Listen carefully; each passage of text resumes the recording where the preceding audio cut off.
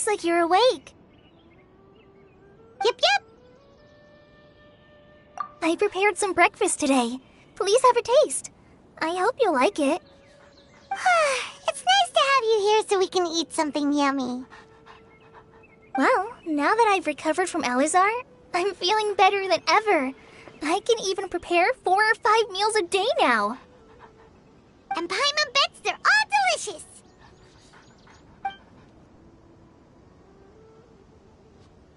Oh, by the way, someone brought a letter for you after you went to sleep last night. Nope. Paimon wanted to read the letter with you after you woke up, so Paimon didn't open it. All right, let's read it now. Oh, it's from Nilu. Ahem. We're going to hold a feast at the Grand Bazaar and celebrate Cyno's reinstatement as the General Mahamatra. As heroes of Sumeru, please be sure to attend. I'll wait for you.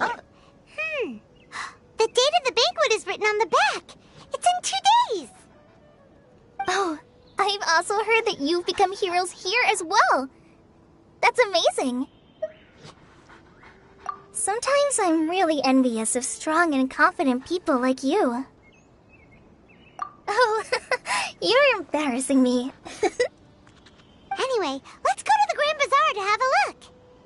Oh, before you leave, be sure to inform Master Tainari.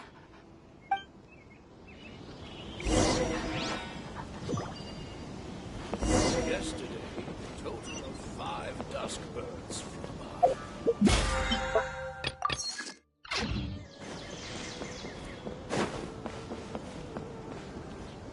Tainari!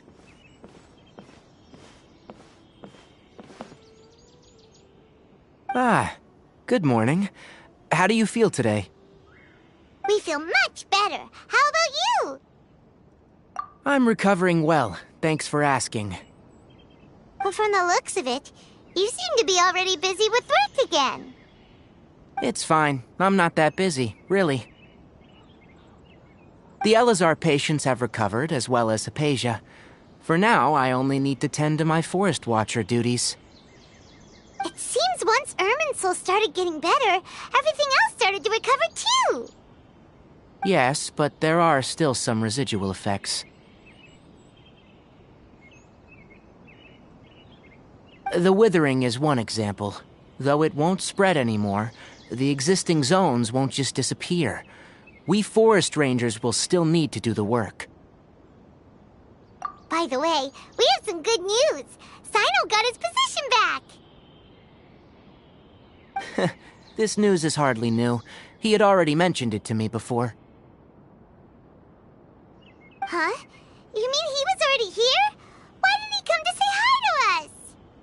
He visited once, but he was afraid of disturbing you while you were resting. He just asked me a few questions and left. Then you probably already know all about the celebration feast. Celebration feast? No, I haven't heard anything about that. Huh? But didn't Nilu say in her letter that they would celebrate Cyno? He didn't tell you? Perhaps. Or, alternatively, he doesn't know about it either. Come to think of it, Cyno doesn't seem like the type who'd enjoy a celebration feast. You and Kale are both Cyno's close friends. Why don't you come to the feast with us? Kale has taken over some of my tasks these days. I don't think she'll have time for it. Not to mention me. You see, some VIPs have come to the forest recently. Huh? VIPs? Very important Paimons? Well, technically speaking, they are former VIPs. The sages involved in recent incidents have begun their training in the Avidia Forest, and the people they had previously imprisoned have all been released. Huh? Yes, he's a little weak, but he isn't injured and his condition is stable. Lesser Lord Kusanali, in her boundless mercy, has decided to spare Azar and the other wrongdoers. Supposedly, they were ashamed of their shallow ideologies, and have decided to dedicate the rest of their lives to cultivating wisdom in the Avidia Forest. When they learned that Lesser Lord Kusanali had defeated the Balladeer and saved Irminsul, they were shocked at first, but also became happy, feeling that the sacred light guiding them on the path of discovering wisdom had begun to shine once again. As a result, work has increased for the forest rangers. That sounds really exhausting. There's nothing we can do, really. But that's another topic. Back to the matter at hand. Are you two planning to head out? Ah, right! We're here to request permission to head out. Would that be okay? You've recovered well. You may go. But be careful. Yay! Will do!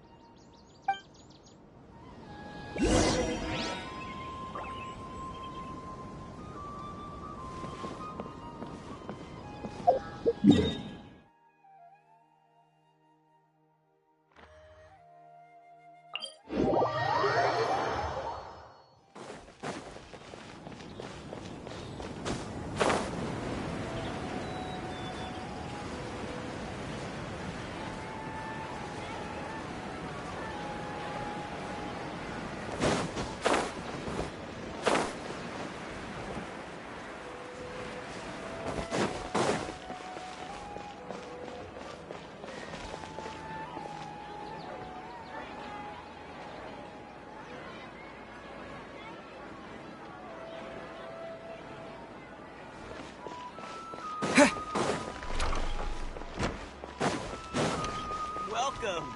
Get your spices here. We've got all kinds. Well, there won't be any problems if the feast starts at that time. Everything has already been prepared. Mr. Zubair, I finished tallying things up here. Well, except for the guests. Is a simple reply really that much to ask of our guests? It's affecting our arrangements! Oh, it'll be fine. Besides, it never hurts to get things ready in advance. I was thinking the same thing. The feast will be held sooner or later, right? Hey, Nilu!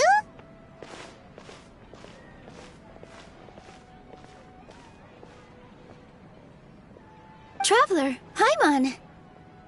We got your letter, so here we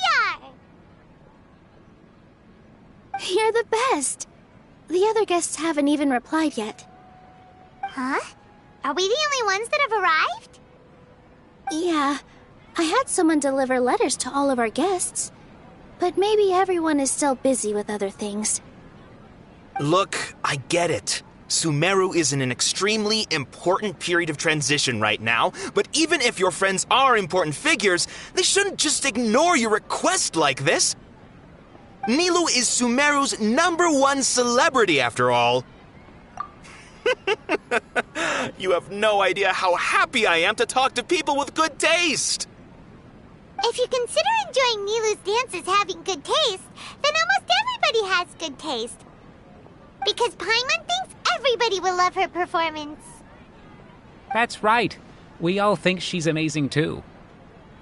Nilu is an absolute favorite among those of us who frequent the Grand Bazaar. For Outlanders, you have a great eye. Master Zubair, let's have a vote for the most outstanding audience members next time. I think these two may win. Nonsense! It is not for us to determine the value of an audience. But indeed, we could try giving gifts to people with particularly good taste. I heard there's a device in Fontaine called a camera that can record people's appearances as pictures. Such pictures would make superb gifts. Ooh, good idea. I wonder where we can find one. You guys are so funny. There's really no need for that. I'm satisfied just being able to perform here.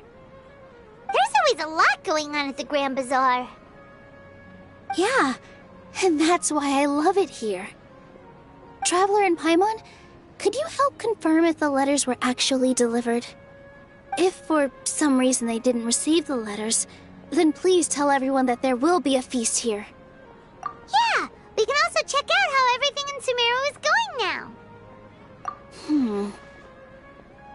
When I wrote the letters, I heard that Dia was in Port Ormos, and Alhaitham was at the Academia. As for Sino, we've only heard that he appears at the Academia from time to time. I'm not too sure about Rahman's whereabouts. My guess is that he's with Dia. As for Dunyarzad, I just hope she's feeling better. I sent her a letter, but I was afraid of disturbing her. If you have time, please ask about her for me. Okay, got it. Let's go, Traveler.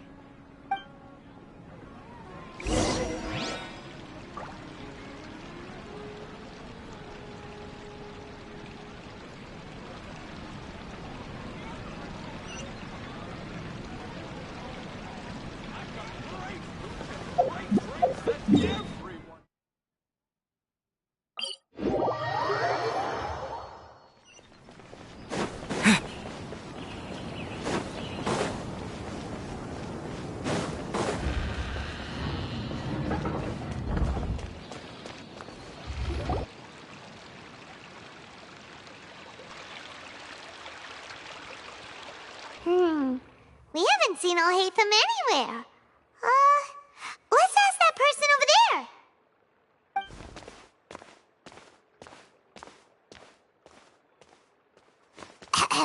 Hey there, have you seen Alhaitham around? Yes, it seems Scribe Alhaitham has gone to the House of Dana. You should be able to find him there. But you're already the second group of people I've seen looking for him today. He must be quite the busy man. Oh? Who else was looking for him? Mr. Cavey was just here asking about him. You wouldn't believe how terrible their relationship is. And now you two are here. Don't tell me everyone's here looking for gossip about the sages. No way! We're strictly here on business. Ah, I see. Sorry, I thought maybe everyone's as interested in rumors about the sages as I am.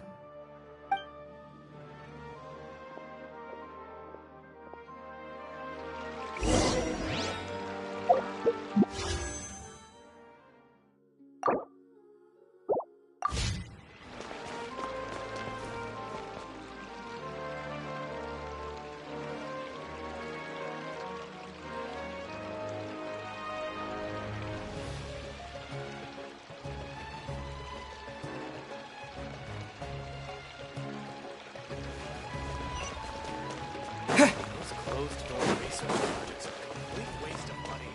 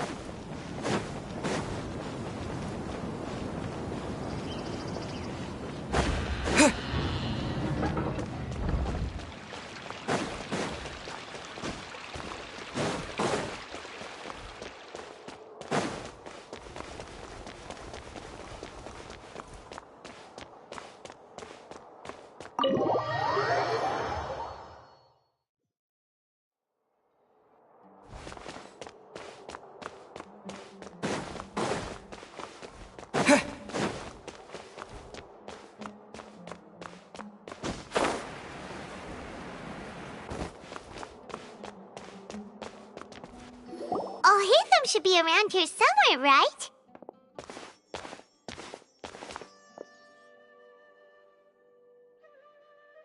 Oh, he's over there!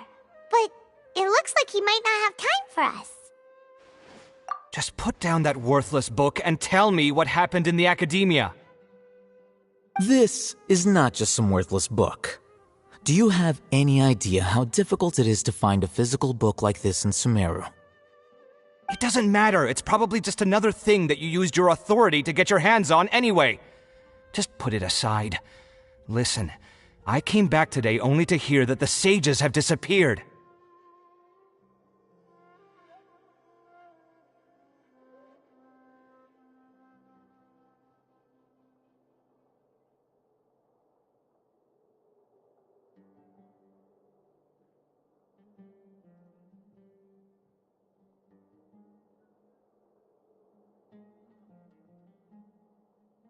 Oh, you sound surprised. I thought you would already know the inside story. Would I be here asking you if I knew? You're the scribe, not me. So just tell me what you know already. Well, I almost became a sage. Huh? Oh, don't sound too surprised now. You're the renowned Kaveh, light of the Ksharawar. Besides, as a master builder and craftsman, chances are you'll be appointed as a sage too. Why do I feel like you don't really mean it?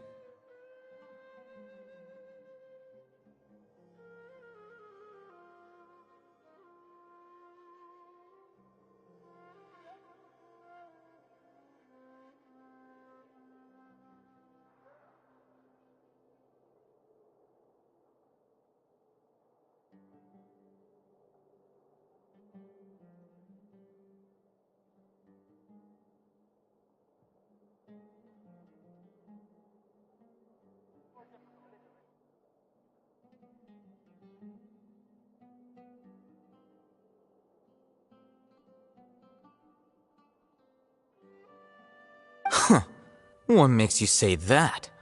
Why would you question my heartfelt sincerity? Maybe it's because you've never said anything good about me before. Yeah, well, I share a similar sentiment, and anyone who knows you as well as I do would surely do the same.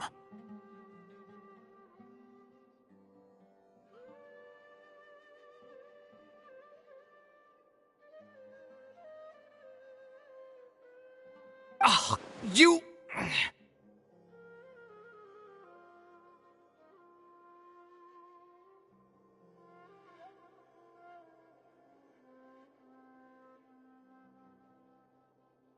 See? This is why I hate discussing anything with you. Your ridiculous and arrogant attitude always gets in the way. It seems that you really can't stand my personality. Ha! What was your first clue? Well, then you might as well move out of my house. Are you threatening me? Stooping to a new low, I see. Ugh, and don't change the subject. You, a sage? What a joke. The academia might as well just close tomorrow. Are they having a fight? Forget what's going on with the academia. Haven't you been busy with your construction project? Tell me, when are you going to build yourself a mansion? Don't get me started. I get angry just thinking about it. So, what great building did our master architect work on this time? Like I need to tell you. Keep your nose out of my business. No, I think we deserve to know. Where were you when Sumeru needed you most? I was in the desert for a large project, but considering Haravatat's utter ignorance of architectural and aesthetic matters, you probably wouldn't understand. Which is truly unfortunate. I can only pity the man who doesn't understand the first thing about beauty and romance. Unlike a true... Hold on, wait a second. What do you mean by when Sumeru needed me most? Well, while you were out fiddling around in the desert, many people came together to save Sumeru from a crisis. Ha! And you think I'd believe that? Look, all you really need to know is that Azar and all his accomplices have all been overthrown. Huh? What nonsense are you talking about? It's no skin off my nose if you don't believe me. It's not like my Darshan was the one trying to apply for funding from the Grand Sage. Yours, though, on the other hand... You know what? I'll ask around. I'm sure someone knows what's going on here. You're dead if I find out you're lying to me.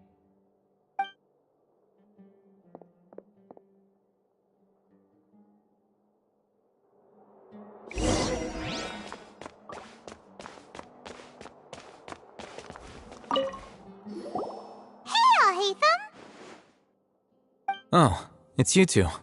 What's the matter? We're running some errands for Nilu. Have you received her letter? Letter? Nilu said she sent out a letter inviting everyone to a celebration feast in 2 days at the Grand Bazaar. We'll also be celebrating Zaino's reinstatement as General Mahamatra. If she addressed the letter to all Hatham of the Academia, then the letter should have gone to my office. I've been busy these days, so I haven't had time to check for any new mail at my office. I only now have some free time to attend to personal matters. Have you always been so busy with your work? Of course not. I'm only busy these days because several sages have been dismissed recently and the whole Academia was practically turned upside down. Tainari told us they all went to train in the Avidia Forest. Apparently they will spend the rest of their lives there. That is already the best possible ending for the likes of them.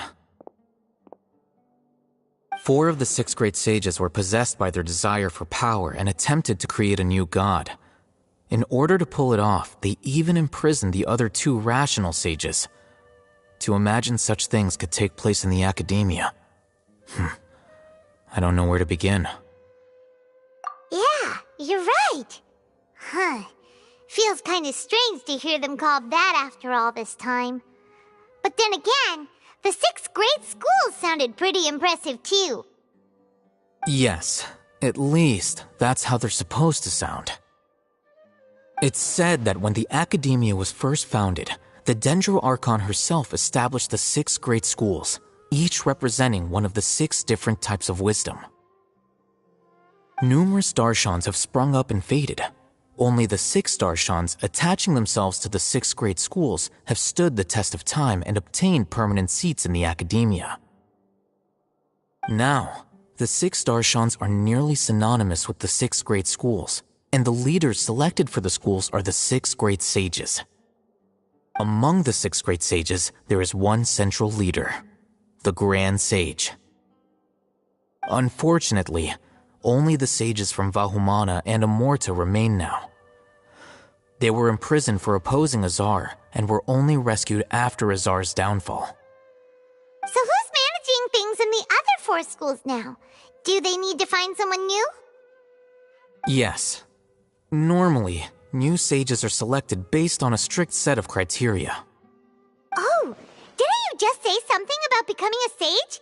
If they pick you, then we'd have a huge connection in Sumeru. Yes, about that. You didn't let me finish my sentence.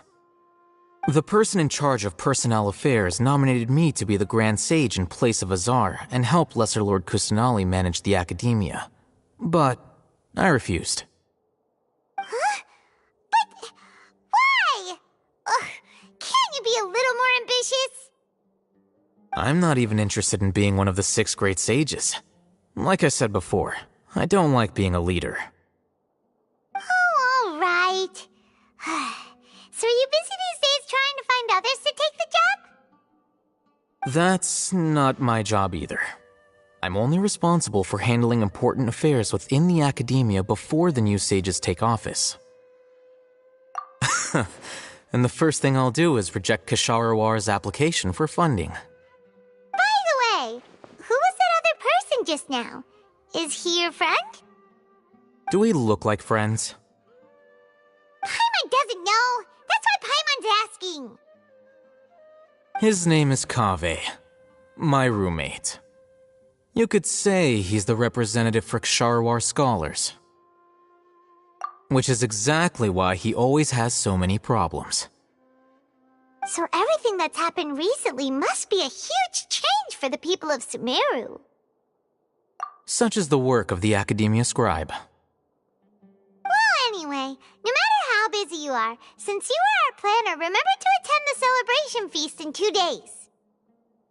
All right. I'll see you there.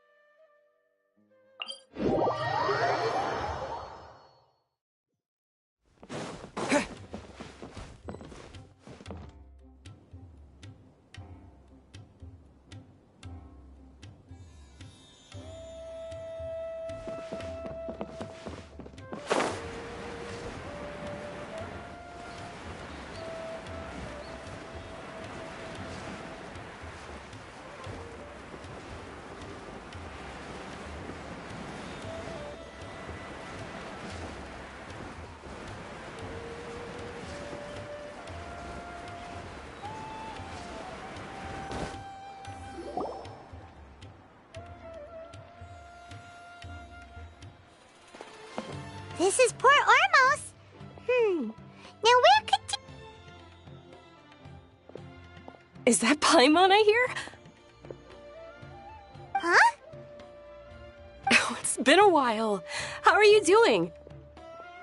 Dunyarzad! It's been so long since we've seen you! I'm doing well. I can go as far as saying I have never been happier in my entire life. I don't know if you've heard, but Alizar has completely disappeared, and all the patients have recovered.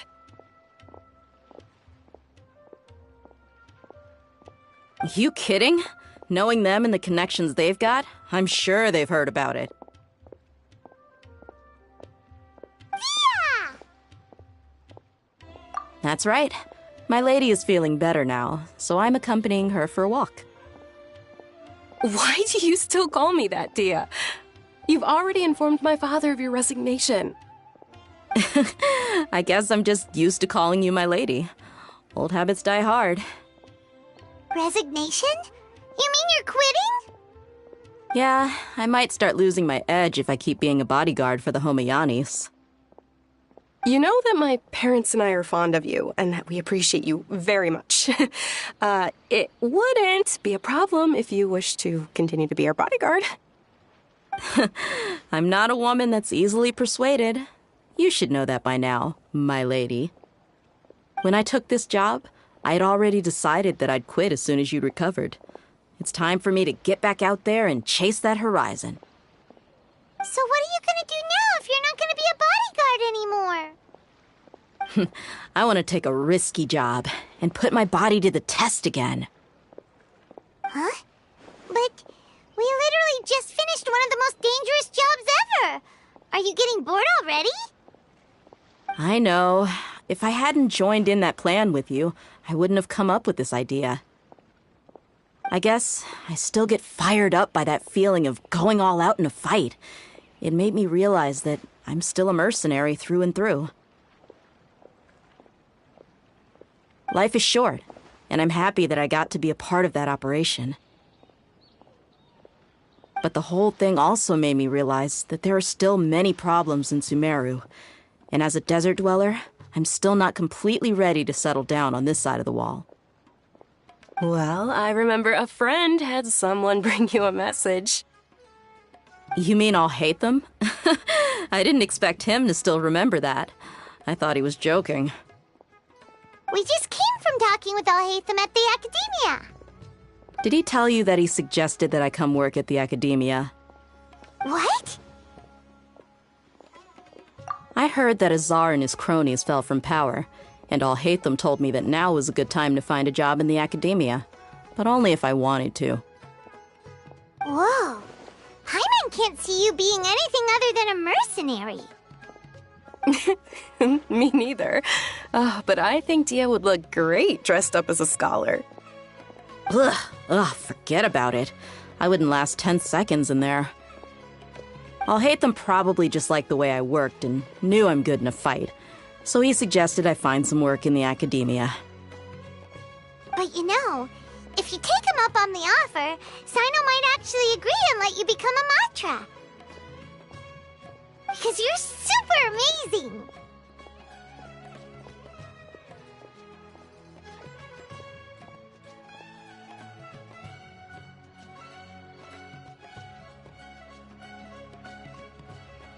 The Matra have all the talent they need as long as they have Sino. I prefer to be free to live however I choose. In fact, I chose this job from the very start because I knew it'd be right up my alley. Even if being a mercenary means facing all kinds of danger. A lion has to return to the wild sooner or later. If anything, being your bodyguard has been unfamiliar territory for me. I don't want to see you go, but I'll respect your decision. I'm glad to hear you say that. Come on, no need for the sad face. It's not like we'll never meet again. Once the whole Dendro Archon thing is settled, everything in Sumeru will take a turn for the better. That makes me happy too.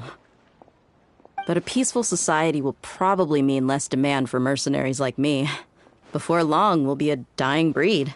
So I'd better get to work while I still can. Huh? But wait a second. You make it sound like you're leaving now. Well, no, not yet at least. I promised my lady I'd stick around until next week. So, have you been in Port Ormos this entire time? We were wondering if you had received a letter from Nilu. Oh, did Nilu write to us? She heard that you were seen in Port Ormos, so she sent the letter here. Huh. It was probably sent to the inn that we're staying at. My lady has been very energetic lately and keeps taking me on hikes, staying out even into the night. By the time we get back, the receptionist is usually off napping on the job. Right, and we tend to leave quite early in the morning, so the old man on duty is also usually dozing off. So what it really sounds like is that the person on duty is always asleep. I bet the letter's at the reception desk. I'll go check later. No wonder there wasn't a reply. You never received the letter. Good thing Nilu asked us to come and check on that. Sorry to make you two come all the way out here. It must be something important for Nilu to specifically write to us like that. Yes, she said they were preparing a victory feast in the Grand Bazaar, and will also be celebrating Sino's reinstatement as General Mahamatra. She was hoping you could come. Great! I'll be sure to attend. Count me in too. But is there some sort of dress code or anything for the feast? Can I just show up looking like this? Since it's being organized by Nilu, I don't think she'll be too picky about that. If anything, I think she wants to see us as our most natural selves. All right, then this is how I'll show up. The feast will be held in 2 days, so don't forget. Sure. Thank you so much for letting us know. We'll see you there. Oh, by the way, do you happen to know where Sino and Raman are? The General Mahamatra always comes and goes without a trace. Normally no one knows his whereabouts. Oh. But last time we met, he mentioned that he had something to do in Aru village. You can try your luck there. As for Raman, your guess is as good as mine. I only remember he said that he had something to discuss with Sino. You can ask Sino when you meet him. Don't mention it. You'd better get going. All right, on to our next stop.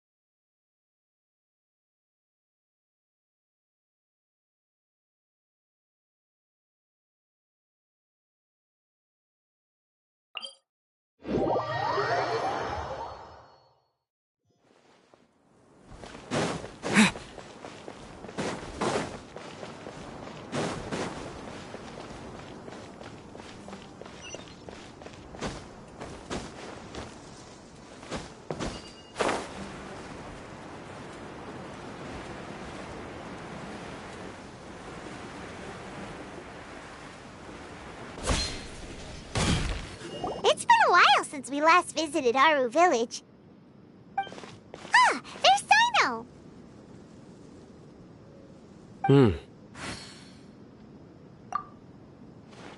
What brings you here? We recovered well, and Tanari agreed to let us leave, so now we're out and about again. It seems Gandharvaville's medical treatment is still as good as ever. Mm-hmm, and Tanari is recovering well, too. That's good to hear. Yeah, you're the one who brought us to him when we lost consciousness, right? Thanks for that. You're welcome. Tainari has excellent medical skills, and Kale is quite attentive. It was the best place for you. But why are you just standing here like a dead tree? I'm meeting some people. Oh, you mean Candace? I've already talked with Candace and the village chief. They're still at the usual place. You can go there if you'd like to see them. But you know one of the people I'm meeting as well. Oh, by King Deshret's blessing, my friend suddenly appears in the desert. Don't tell me you've run into trouble and need us to help now. Roman! And... huh? Sataria?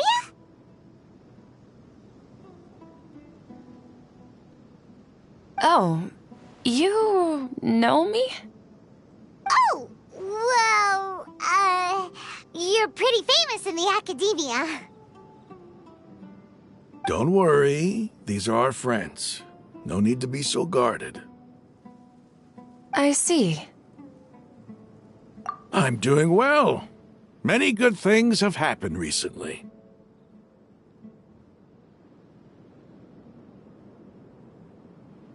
Same here. Really, I feel that my whole life has started to shine after suddenly finding a new direction. Oh, tell us everything.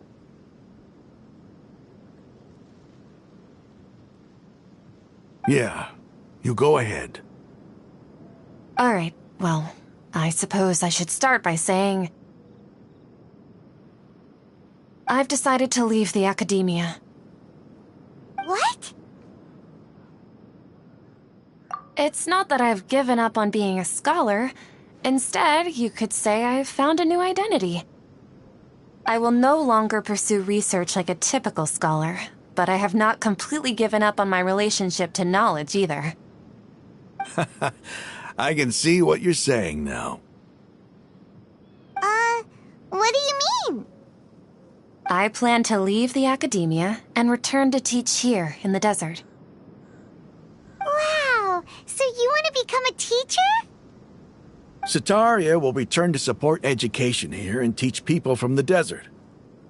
She can't teach everyone on her own, but there are many of us Eremites all over Sumeru. She came to discuss a collaboration with me and hoped that I could bring her ideas to the Eremites. Yes, it's my hope that the Eremites can help me select a group of smart people with the best aptitude for teaching. I'll teach them, and after they've finished learning from me, they can go educate more people. That is the true meaning of education and the spreading of knowledge. The people of King Deshret suffer from sandstorms, exile, and ignorance. Miss Sataria is more than welcome to come teach here. Her arrival is like a star shining in the desert night. The stars have always guided caravans, thieves, soldiers, and travelers who get lost in the night. They lead those in the dark out of trouble and back to safety. Oh, please. Where's all of this coming from? I'm starting to feel a little embarrassed.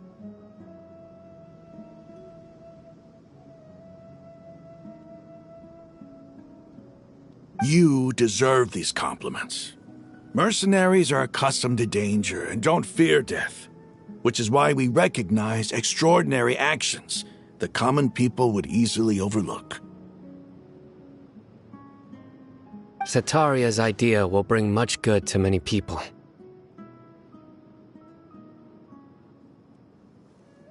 At first, I feared it was destined to fail. Everyone knows that the academia doesn't allow scholars to teach in the desert without permission. As you know, all knowledge is under their surveillance and control, and very few desert dwellers are as lucky as me. But what I heard at that time has been haunting my heart, as if there were lightning bolts constantly bombarding my soul. Sataria, you tread a treacherous path, and the longer you ignore it, the tighter the Academia's grasp on you will become. Sataria, why haven't you gone home? Never forget that the desert that belongs to you lies elsewhere. Miss. These words sparked something in me, and I knew that I had to bring something back to my people after going home. I gathered up the courage to approach the Grand Sage, only to find that he was no longer at the Academia. Lord Sino told me that Azar didn't belong there anymore. Azar has received much-needed punishment. Though, if you ask me, it may have been too light. You probably have already heard. Lord Sino helped me obtain permission to leave the Academia for the desert, and accompanied me here to discuss collaboration with members of the Eremites. My plan was able to go smoothly thanks to him and Rahman. You're all doing so much for the desert. Aside from that, I also have some other business to discuss with Sino. Lesser Lord Kusanali has allocated many resources to support and develop the desert. I've done some business for her, and part of it required the assistance of the Eremites. I applied for a few batches of educational materials from the Academia, and sent them to several groups in the desert, as instructed by Lesser Lord Kusanali. I believe the people will make good use of them. That's exactly what the people here need. Physical books and other related items. If it weren't for Sino and Lesser Lord Kusanali, I'm afraid we'd never be able to get our hands on them. Apart from this, the Academia is also recruiting scholars that are willing to teach in the desert. I'll let you and Sataria know as soon as I have any more news. We must be persistent about this, and maintain these resources to ensure long-term effectiveness. This is the first time in hundreds of years we've had a glimmer of hope. I think this may be the turning point for the desert. Remember these words. Here lies our faithful priest, Kasala. His wisdom is a miracle among the people, deserving of high praise and admiration. I hope people with wisdom like that priest will rise again among the desert dwellers. Then we'll once again see the wisdom and glory that once shook the world. Enough about us. Are you here to discuss some business too? No, not at all. We're actually here on behalf of Nilu. Nilu wanted to write to everyone, but she wasn't sure where the letters should be sent, so she asked us to come find everyone personally. A celebration feast will be held in 2 days at the Grand Bazaar. She hopes that all of you will be able to attend. At the feast, we'll also be celebrating Sino's reinstatement as General Mahamatra. Although, judging from your appearance, it seems you've already been reinstated. Paimon thought you would only start working for the Academia after the feast. Celebration? Feast? It's the first I've heard of it. Tighnari was right. He really didn't know. This feast is for you, Sino. Sounds to me like you'll have to be there. It's rare to see that kind of expression from Lord Sino. You must not like feasts very much. No, not really. But I'll go. Well, I still have a lot to handle here. Besides, I need to look after Miss Sataria in the desert, so I'll have to pass. I'm afraid I won't be able to join you. Although, if you'd be so kind, please give a message to Miss Nilu for me. The message is, I'm sorry for how I treated you before, but now I understand the beauty of your dance. It's like a light shining in the sky. You and the art you symbolize are not only beautiful, but also lively and powerful, so much so that it was prohibited. Please keep dancing, and someday I'll be able to appreciate your art in person. Okay, we've got all that down. Our job here is complete as well. Oh, Sino, remember, party's in 2 days. Make sure you're there. Got it.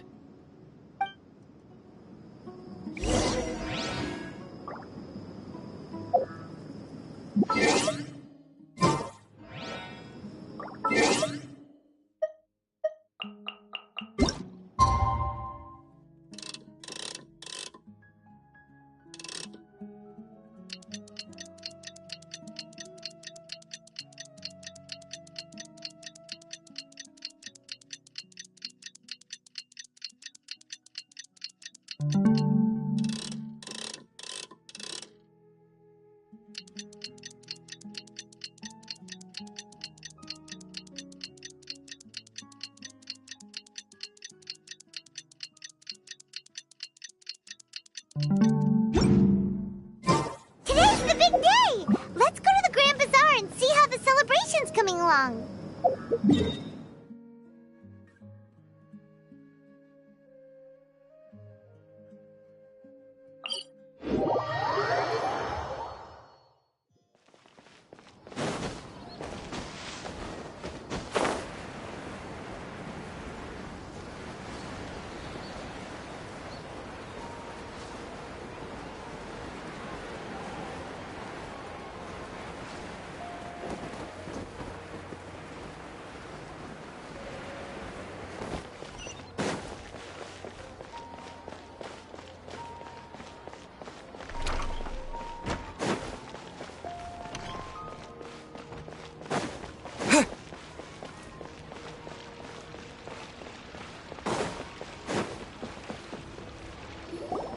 Everybody's already here.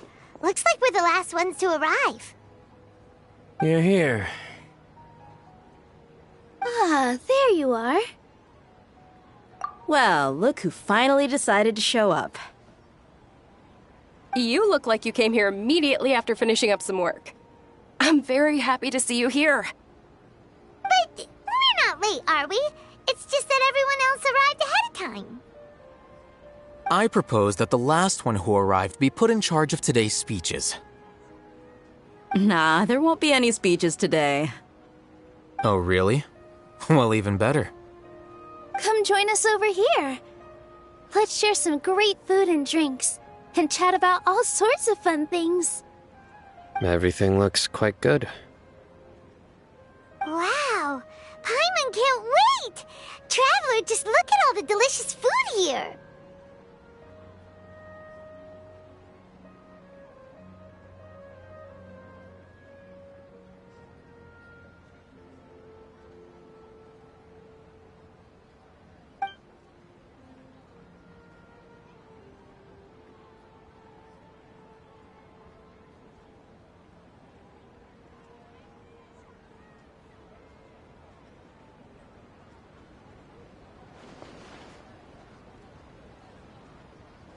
Whoa, it's so delicious! Oh, this grilled meat tastes amazing! The food was specially prepared for you by everyone in the Grand Bazaar.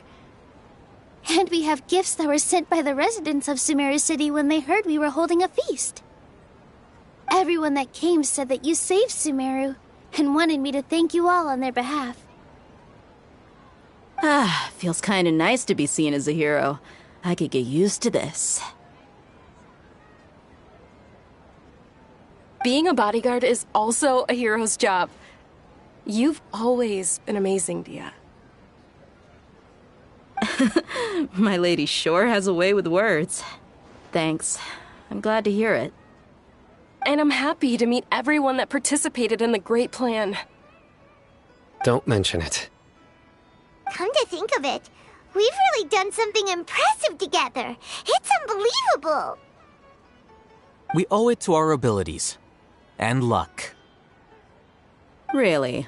Why do I remember everybody thinking that luck was against us and feeling like we hardly had a chance of succeeding? That's how I remember it too. It's luck that brought us together, and it was luck that let us form a team. Then, it took even more luck for us to formulate a plan and implement it successfully.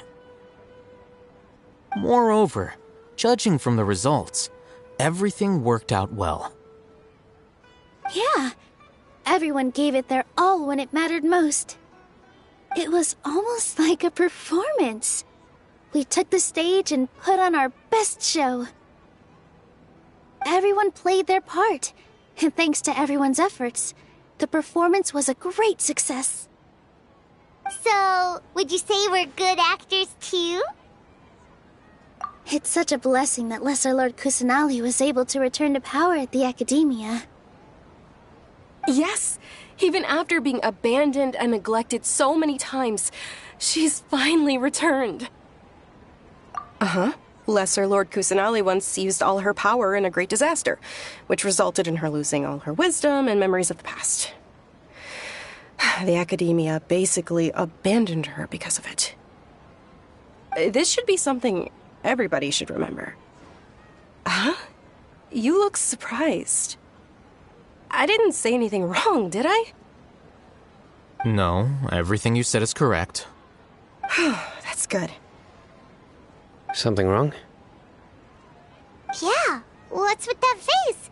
You knew all of this already. Even if those two giants of the Academia are here, I still have to say it. Those sages really have some nerve. 500 years ago, Lesser Lord Kusanali used all her power for the people of Sumeru, and what did they do in return?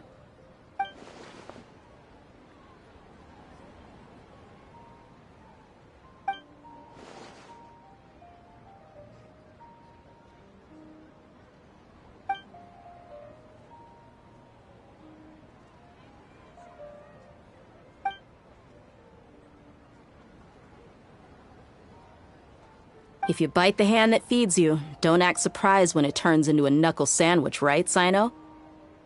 Perhaps I shouldn't say this, but their treatment of Lesser Lord Kusanali calls for a more severe punishment. You could simply tell Lesser Lord Kusanali that you wish to have Azar and his accomplices severely punished. I respect our deity's decision, and won't interfere in any way.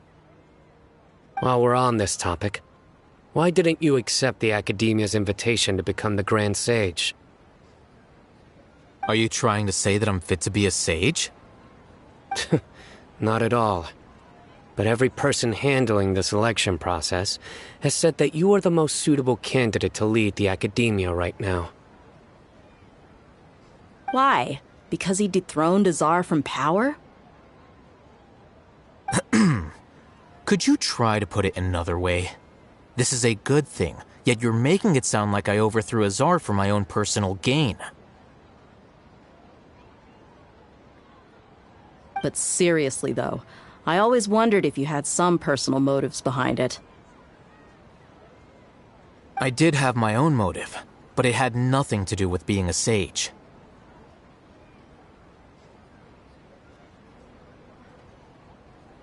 If the rules of our nation were suddenly cast by the wayside, then it wouldn't be long until chaos ensued. I had no intention of letting their dreams disrupt my life.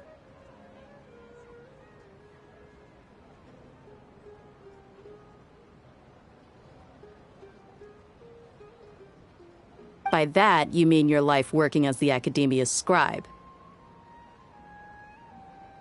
Precisely. Wait, is that all?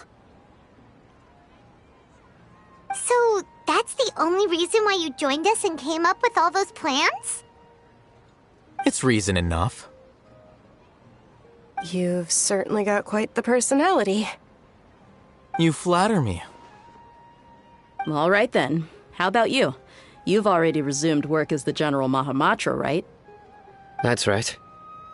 Will you be happy with that life? It's not about being happy. There are merely a lot of things that I must do. Even so, keep your spirits up and try to be happy, okay? And try to smile more every day, just like I'm doing now. Thank you. I'll keep that in mind.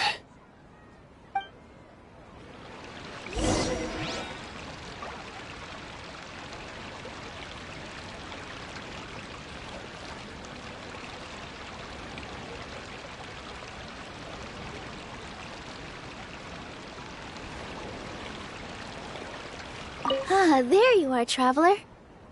Well, how is it? Are you enjoying the feast today? If there's anything you're unhappy with, just let me know. I'll be sure to take note of it. That's good. It's the first time I've ever invited so many exceptional people to one place. I was a little nervous myself. You see, every guest here is quite extraordinary. It's unbelievable that we've got everyone together here. Almost like a fairy tale.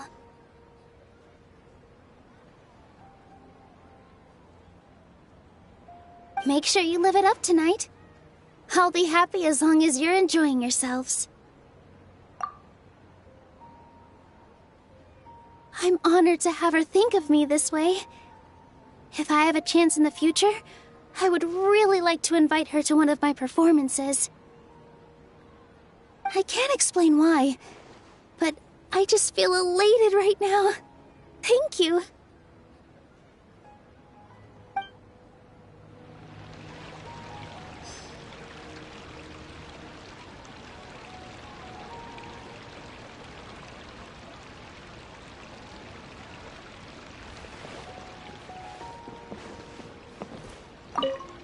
The atmosphere here is good, and everything is delicious. Yeah. I don't often come to such places, but it feels quite good. I have a lot to handle these days. Otherwise, I could show you around. There's always next time. We're friends after all. This feast is pretty good. I like it.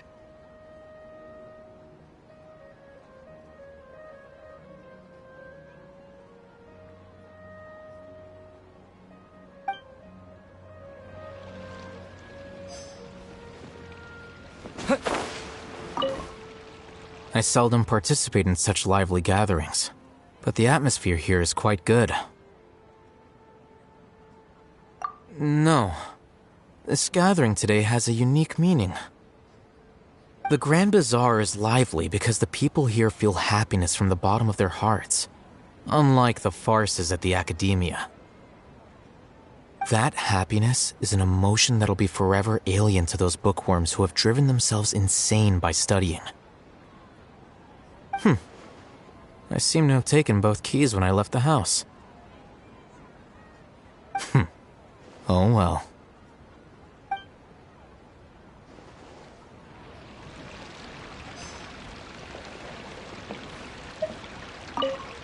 My lady, the grilled meat over there is delicious. Have you tried it? Yes, I also tried some fruit just now. Oh, they're very sweet. What an amazing place to relax. No wonder everybody likes to rest at the Grand Bazaar. You said it. Oh, look who else is here. Hello. Oh, I'm so happy Nilu invited everybody. Oh, now I have the chance to meet all the heroes. Hey, less of that polite chit-chat and more eating and drinking. The feast is about having fun, not stuffy formalities.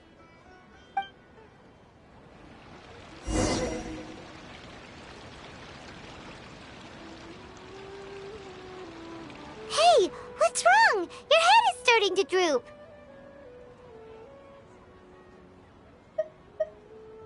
Hey, you can't just fall asleep here. Paimon will go find something delicious for you to eat. You'll wake up once you've put something yummy in your tummy. Of course, just wait here for Paimon.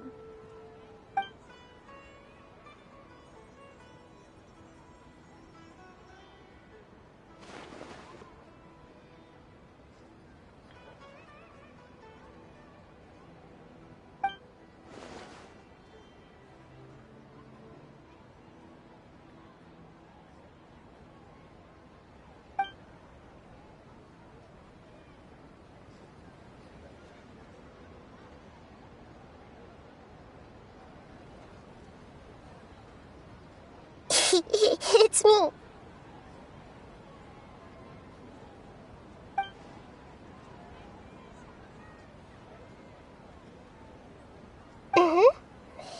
You may blame me for being a bit too self-indulgent. I was thinking about talking with you, and the next thing I knew, I had made a connection with you. The connection between us is amazing. It's like flora and the fence it grows upon. I heard there's an amazing celebration feast today at the Grand Bazaar. I wanted to have a look for myself, so I snuck in. Lately, I've been so busy dealing with all the fallout from recent events, so I really haven't had any free time. Although you've already helped me with a lot, there's still one more thing I hope you can help me with. Please say thank you to everyone for me.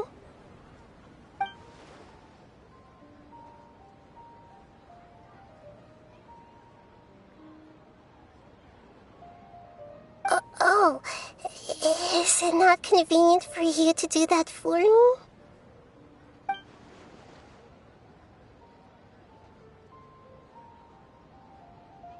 But if I just show up all of a sudden, people will become all quiet and stiff, won't they? What if I end up scaring them and ruining this wonderful feast? That'd be the last thing I want.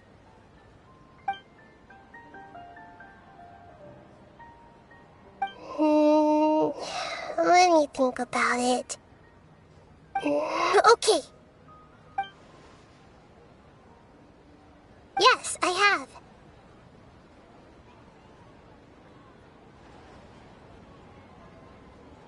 You said I should go thank everyone as myself, right? So, I've decided to borrow your body for the time being. Please don't blame me. The flora also climbs up to the fence to get closer to the sky.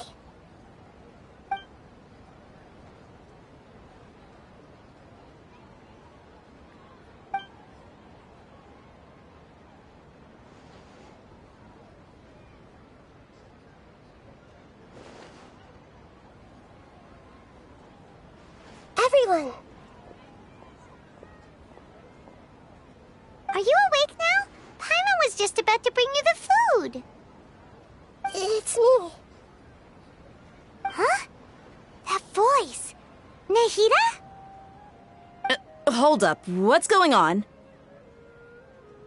I didn't expect to have a conversation with the consciousness of Lesser Lord Kusanali in the Grand Bazaar. Interesting. Is this also a part of the feast? No, of course not.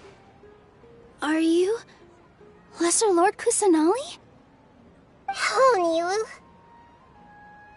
You know who I am? Yes, I already know every one of you.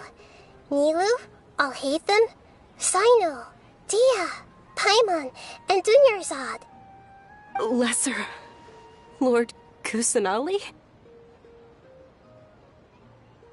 I took the liberty of occupying the traveler's body so that I could thank all of you in person. Thank you so much for rescuing me, even if that meant placing your own safety in peril and taking the risk of becoming enemies with the Academia, the sages, the doctor, the balladeer, and even the entirety of Sumeru. Without you, without any of you, I would have been in a much more difficult situation. Had you not helped me to resolve the crisis, not only I, but Sumeru and even the entirety of Tevat would have suffered great misfortune.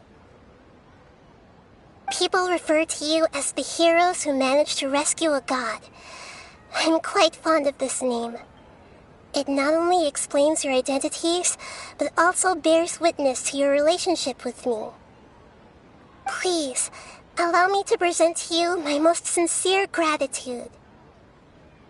Lesser Lord Kusanali, you have done so much for Sumeru, and I didn't even have a chance to do anything for you. You don't have to do this.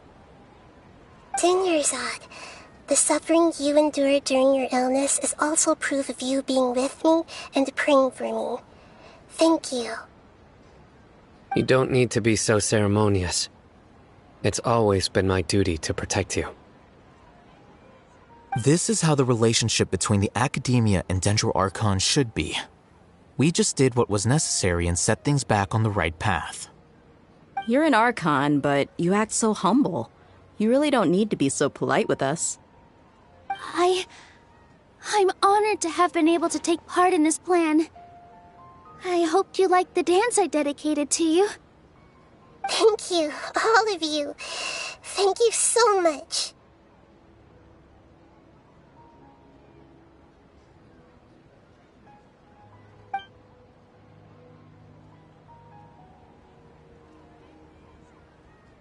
Yeah.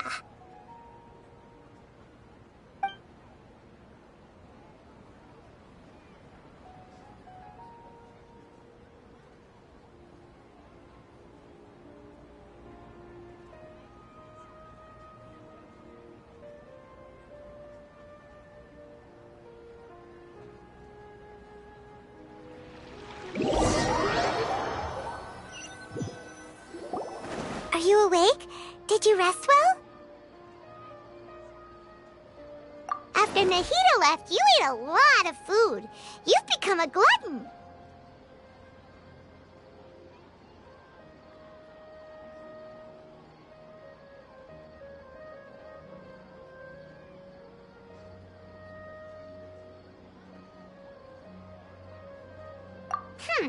That just means you still have a lot to learn from Master Paimon, the Sage of Gluttony!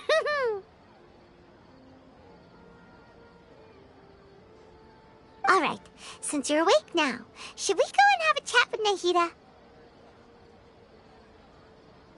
She should be in the Academia right about now. If you have any questions, now's your chance to ask.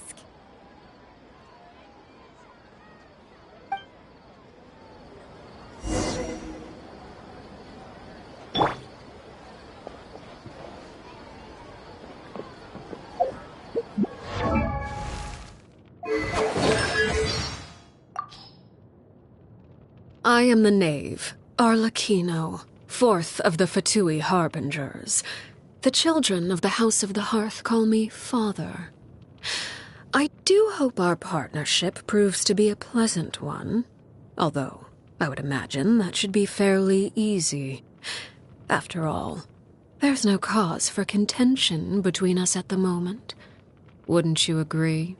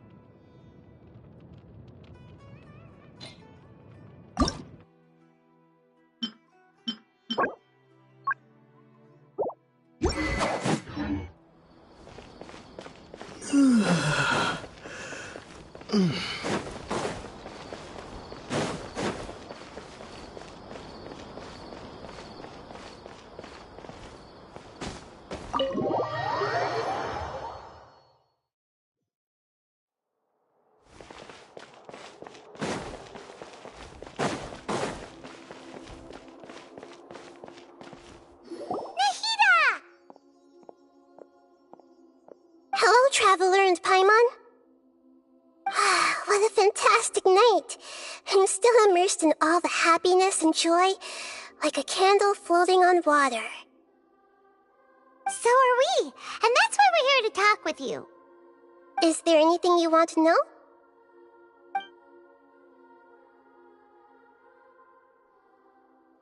After recent events, the Akasha can no longer function as it used to.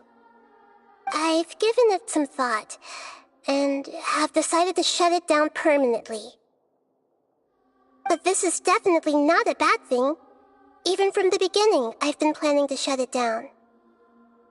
The Akasha's centralized administration of knowledge has always restrained people's curiosity and curtailed the number of paths available to them. I don't think this is good for Sumeru.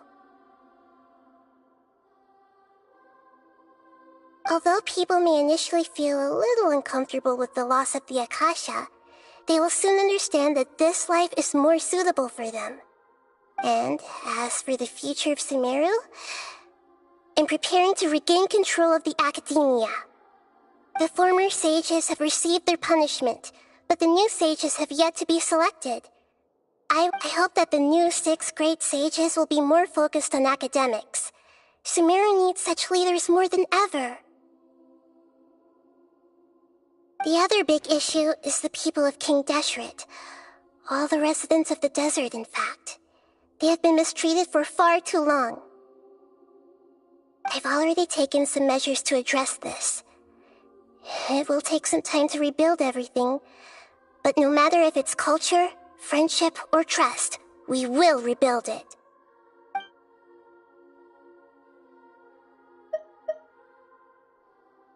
He's still in a coma. I've hidden him like how one would hide a feather. I know you have many misgivings about him, but as someone who had become a god, he has retained a number of very useful features.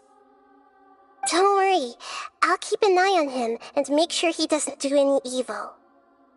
In addition, there are still some mysteries left in him. Some things may be very clear from my perspective, but he is still yet to understand them himself. His future will be determined by fate.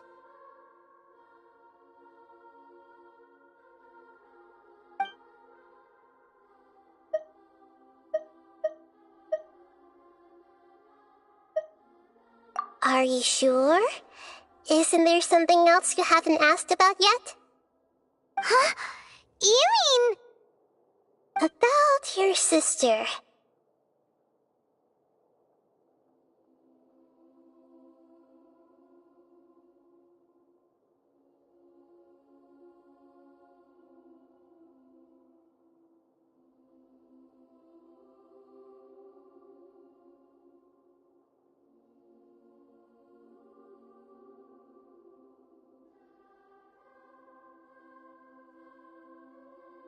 While you were resting at Gandharvaville, I took some time to perform an Irminsul search for information on your sister. Yeah! Isn't Irminsul a repository for all the information and memories of Teyvat? So there shouldn't be anything on him or his sister. This is true in your case. Irminsul indeed does not have any information on you. However, there must be something different about your sister, because as it turns out, the world has recorded information on her after all. What? There is only one possible explanation. She belongs to this world.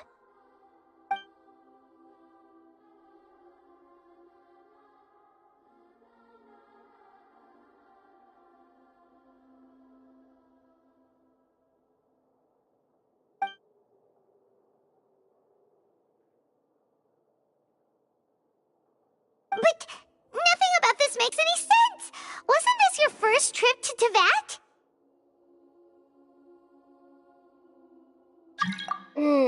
According to the records I was able to access, your sibling suddenly appeared in Conria.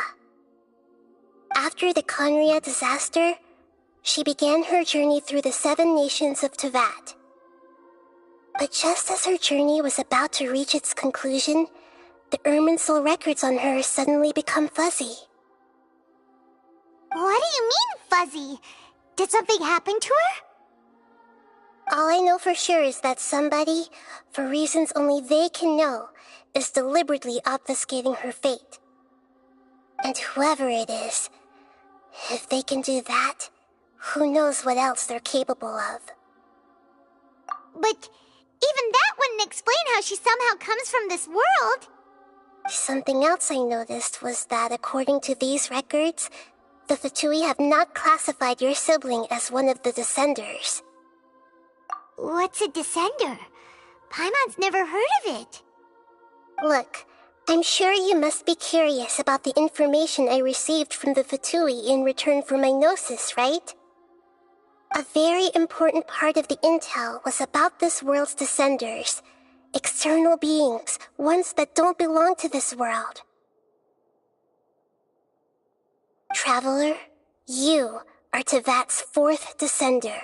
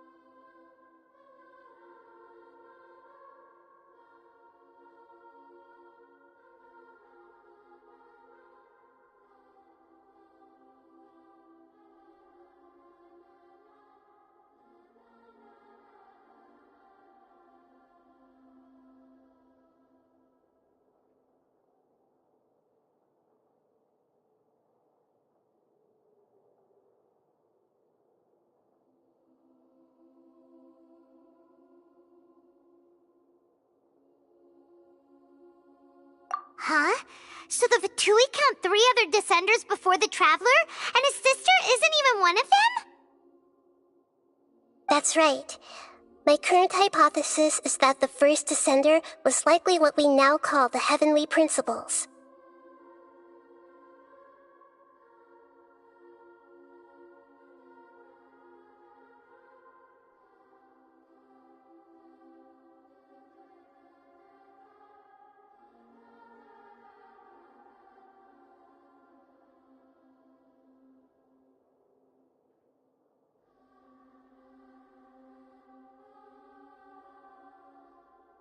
As for the other Descenders, I still need to verify their existence.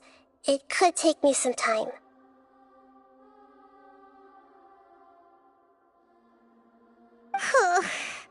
Paimon's head's about to burst from all this crazy new information. And yet, even knowing all this, I'm sure you must still have a lot of unanswered questions. I must say, I truly regret that I can't help you more as the God of Wisdom. There are many questions in my heart as well. I will need some time to go through each one of them. And soon, you'll also begin your journey anew and depart from Sumeru. I'm very interested in your future. It's a journey that can't be observed or recorded by this world. If fate is the ultimate knowledge, then your future will be the ultimate fate. Paimon's sure glad we got to meet you, Nahida. The pleasure is all mine. I can't thank you enough. Alright, that's enough talk for today. If you ever miss me, just close your eyes, and maybe I'll appear in your dreams.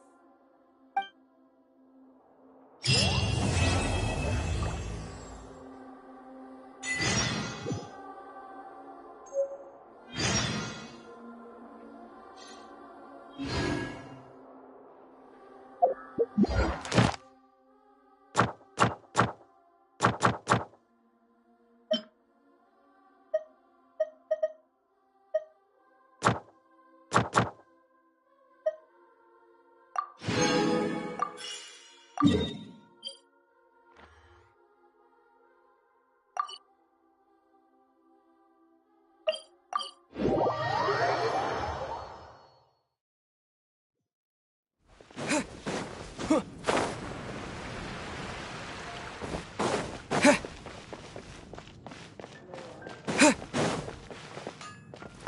Astra.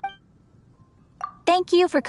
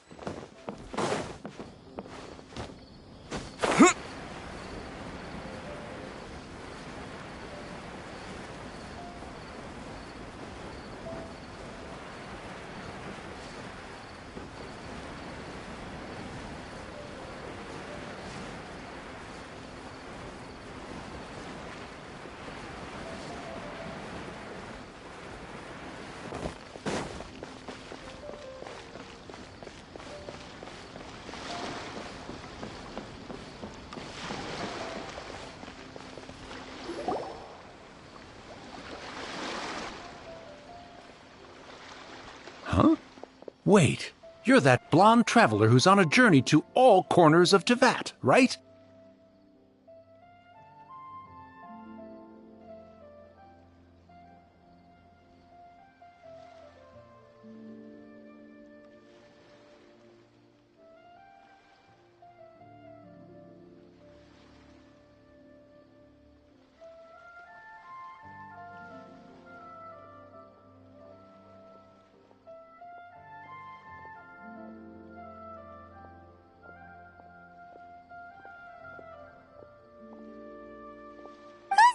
Do you need something from us?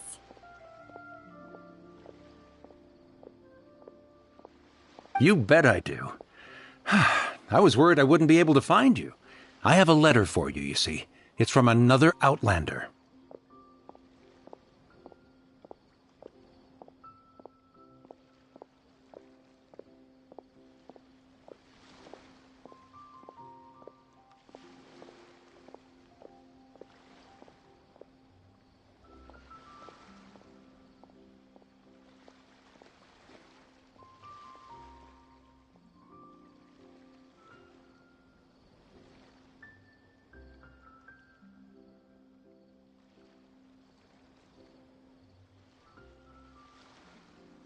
He was a crafty fellow, let me tell you.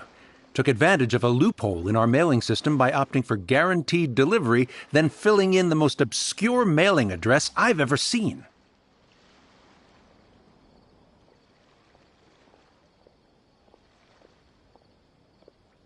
Well, we are always on the road, so yeah, it's pretty tough to get mail to us unless we happen to go to the post office on a whim. So, what address did that person give you anyway? He just wrote, next to a small, white-haired talking fairy. What? So the address is Paimon? Yeah, exactly, right? And if I failed to deliver the letter, I'd have been bound by regulation to compensate him. Really, he got me good. I count myself very lucky that I ran into you here.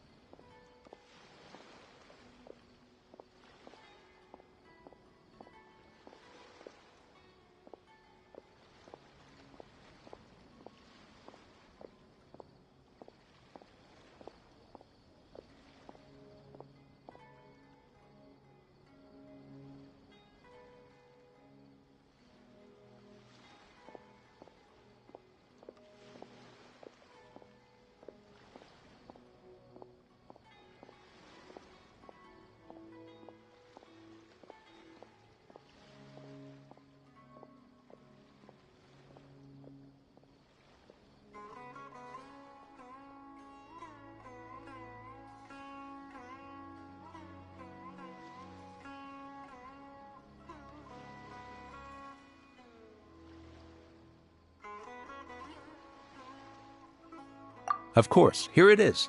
All yours. Come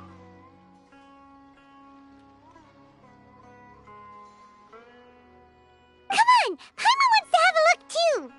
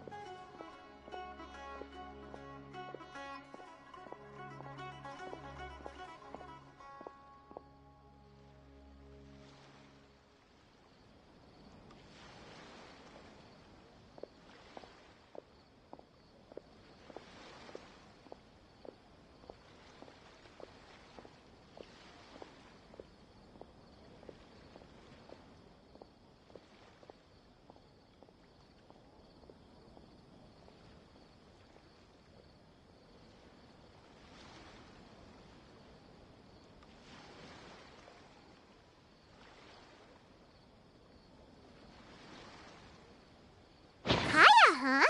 So he's here in Sumeru. Now that Paimon thinks about it, Crafty does describe him pretty well. From what he wrote in the letter, it looks like he didn't think there was much chance of it reaching us.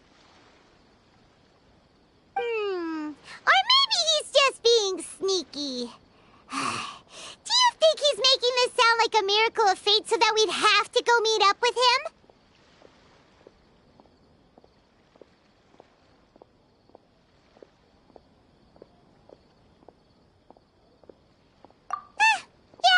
Right. It's always nice to see old friends. The letter says that he hangs out at Jafar Tavern every afternoon. Perhaps we should drop in on him then, huh?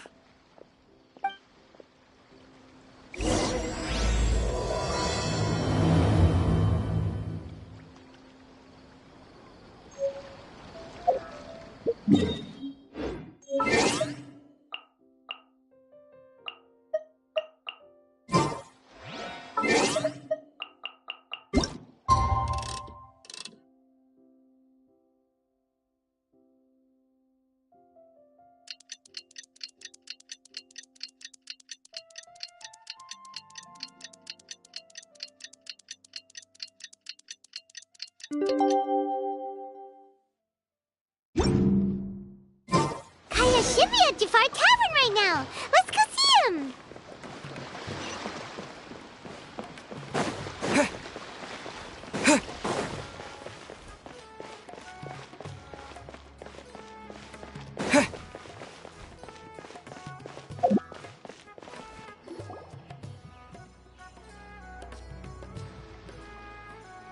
I'll have something I haven't tried yet, boss. Sorry, sir. I'm afraid you've already tried every type of liquor we serve. Oh? Well then, just the bill, please. It's just as well, I suppose. I do have other matters to attend to. Kaya, you're really here! Paimon half thought you were playing some sort of prank on us.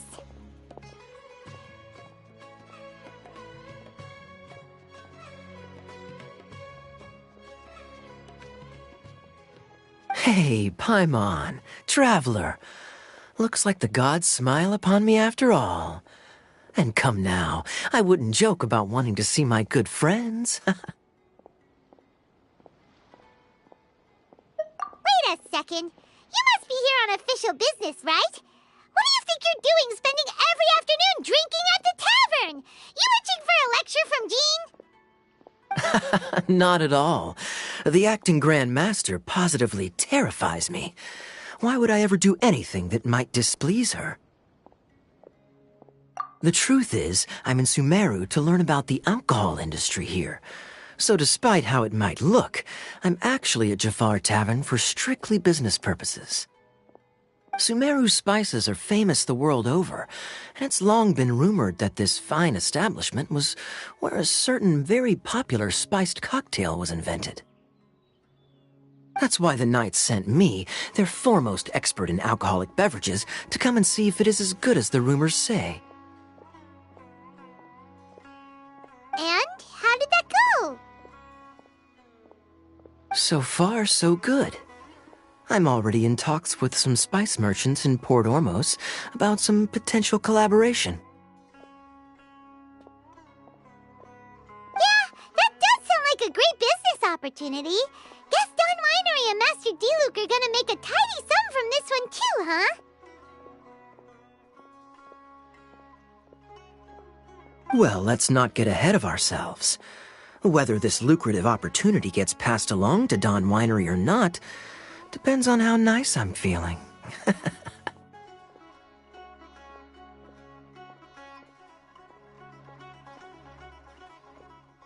Using your job to settle personal grievances isn't very knightly, Captain! Oh? What makes you say that? Very sharp of you. I wouldn't say I'm familiar, though.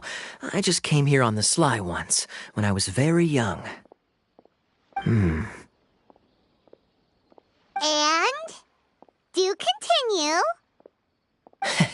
Do I have to? When I said we could talk about the old times, digging up my past wasn't exactly what I had in mind. Well, all right, since you're so interested. Like I said, I was very young then. Don Winery had only just taken me in. I overheard my adoptive father talk about sending a team of merchants to Sumeru during a business meeting. I'm sure you'll agree that everyone's curious about their roots on some level. And my roots? They're in Conria, which is said to have been located deep underground, somewhere near Sumeru. And so I stowed myself away amidst the cargo, and silently joined the merchant delegation on their trip to Sumeru. But it wasn't long before the merchant delegation received news that I'd gone missing. Their leader promptly found me, and before I knew it, my adoptive father was dragging me back home by the ear. It was a short-lived adventure. Sorry I don't have a more thrilling story for you. Honestly, not much. The only reason I knew that Conria was near Sumeru is because I happened to read that in a book when I was young. My life had less and less to do with Conria as I grew up, and so I started caring less as well. I used to believe that I had inherited some sort of duty from my father. But then I began to wonder, Maybe my father left me in the peaceful land of Mondstadt for no other reason than simply as well as ensuring that I'd be safely cut off from certain things. The thought that I might be able to actually live a happy life there must have been the icing on the cake. This is obviously all speculation. Simply put, I'm afraid that I'm not particularly in the know on this topic.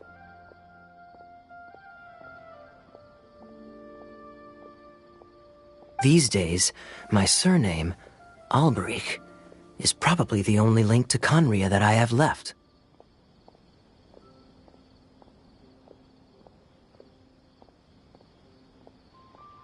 One death afternoon, please, boss. Tell me, what do you know about the significance of that name, Alberich? Dainsleif? Ah, you've decided to join us. I was wondering how long you planned on listening in. I believe I've seen you before in Mondstadt. Dainsleif, if I'm not mistaken. So you remember me. Then we are already acquainted, Kaya Alberich, descendant of the Abyss Order's founder. Huh?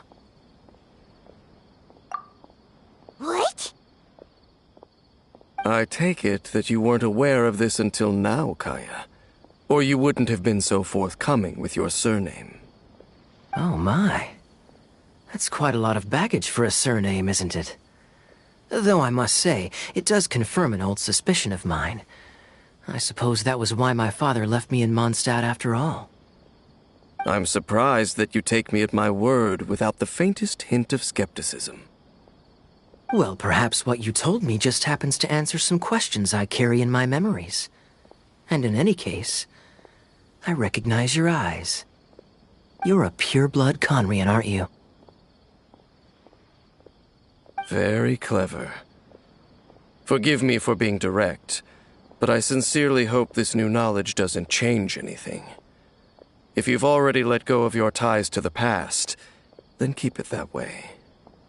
Kaya, you're not involved with the Abyss Order in any way, are you? Hey, hold on now. This conversation has taken a rather sudden turn for the deadly serious. And I'm afraid that as someone from Mondstadt, I'm not accustomed to this sort of atmosphere. So what if I know my ancestry? Do I strike you as the type who would be bound by that kind of thing? Relax. I'll be just as delighted to hunt down the Abyss Order tomorrow as I have always been. Either way, looks like we're out of time. I've got a spice merchant to meet in a minute, so I'll leave the three of you to carry on the conversation without me. Well, alright then. You go do your thing, Kaya. See you around. And Dainsleif, no need to listen in from the sidelines next time we meet. Let me buy you a drink. You don't really trust him, do you, Dane? You're both from Conria, but you get on like oil and water. The fact is, I still do not know him well. It would be meaningless for me to jump to conclusions. But can a person truly be unaffected by their ancestry? This remains to be seen. Well, I suspect that they call your sister their princess, precisely because there is a succession of sorts. Oh, so if she was the founder, she'd be the queen, right? I mean to investigate the Loom of Fate. Do you remember that name? Yeah, the Abyss Order's evil plan! We learned about that back in Mondstadt. Not new. Not exactly. My memories suffer from erosion. But while I was recovering my health recently, I suddenly remembered something. Your sister. She mentioned the Loom of Fate back when we traveled together. Apparently so. I was also quite surprised when these memories tallied up. I recall that we were traveling to Sumeru when the matter was brought up. So, you're going to the place that she mentioned back then? Correct. At that time, they must have been introduced in one way or another to this concept. If I recall correctly, We were somewhere in Avidya Forest then. Well, what are we waiting for? Let's go! Maybe we'll discover some secret that's lain hidden for hundreds of years! No. Now is not the time. No, it's just... I'm still waiting for my drink. Seriously?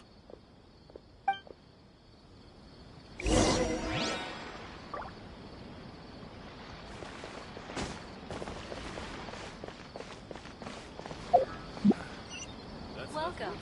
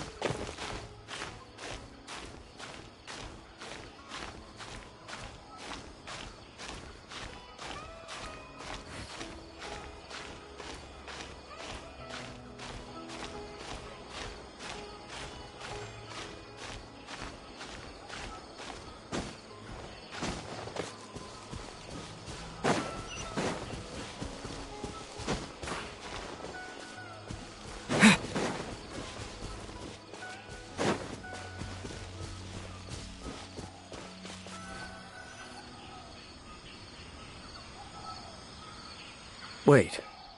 This place, it's familiar. What about it? It looks pretty normal to Paimon. Was it like this hundreds of years ago, too? Yes. The forest has barely changed from how I remember it. There is very little human activity here, after all. Let's search the area and see what we can find. Is this a field? It must belong to whoever owns that house over there. But it looks like it's been abandoned for a long time. You could be forgiven for thinking nothing was ever grown here. Or, wait, maybe nothing ever was grown here. It's an extinguished bonfire. Forest rangers, perhaps? Looks like it's been ages since it was last lit. And clearly they put it out carefully to prevent a forest fire, too. That's responsible. Nothing else stands out in this area. All that's left is that building. Come on. Wait, we're just gonna go barging in? What if someone's home?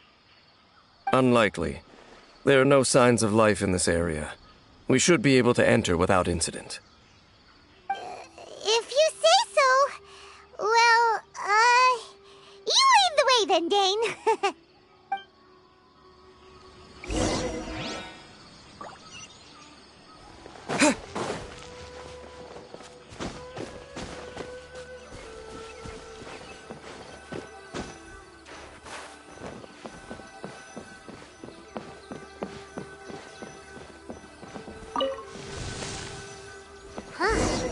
So there really isn't anyone home. Ugh, this place is so dusty. Paimon bets no one's lived here in years. Investigate carefully. We mustn't miss a single detail. This bed looks pretty ordinary. Huh. There's nothing underneath it either. What sort of person would want to live here? It's so dark and damp. Can't be all that comfortable.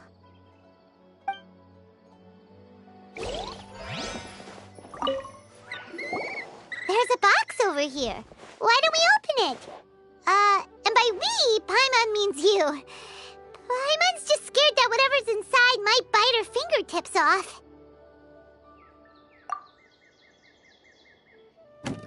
Huh? This is a mirror. It's broken, too. Was this a makeup box?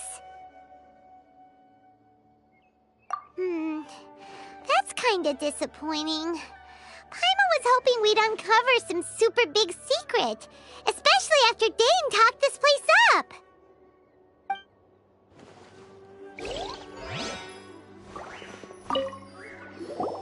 Hey, look!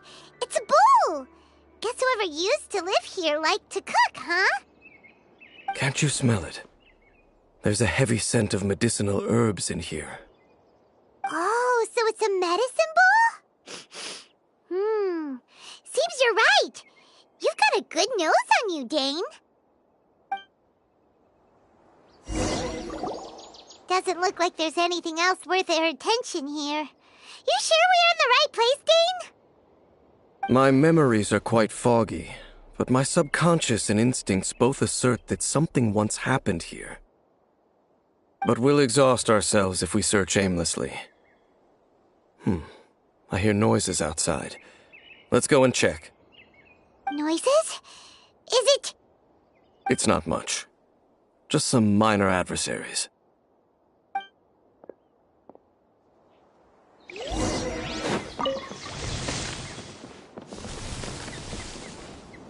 Monsters?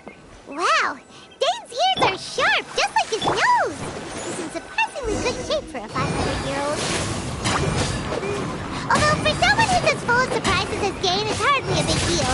Anyway, let's beat up these monsters!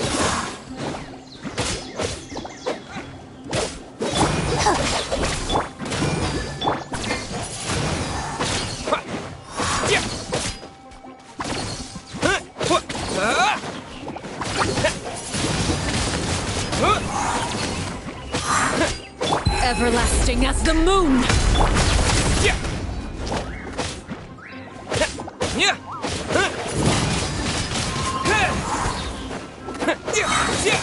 Disappear!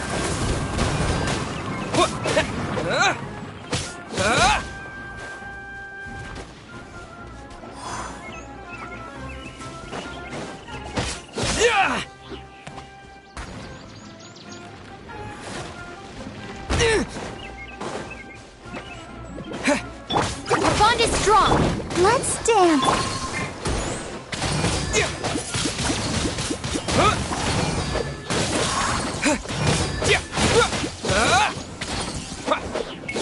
Out of my way. Ready, steady, go!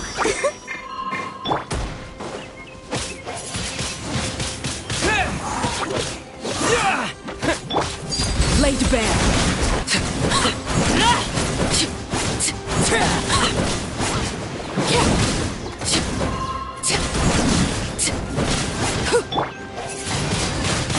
Windblade! With the wind!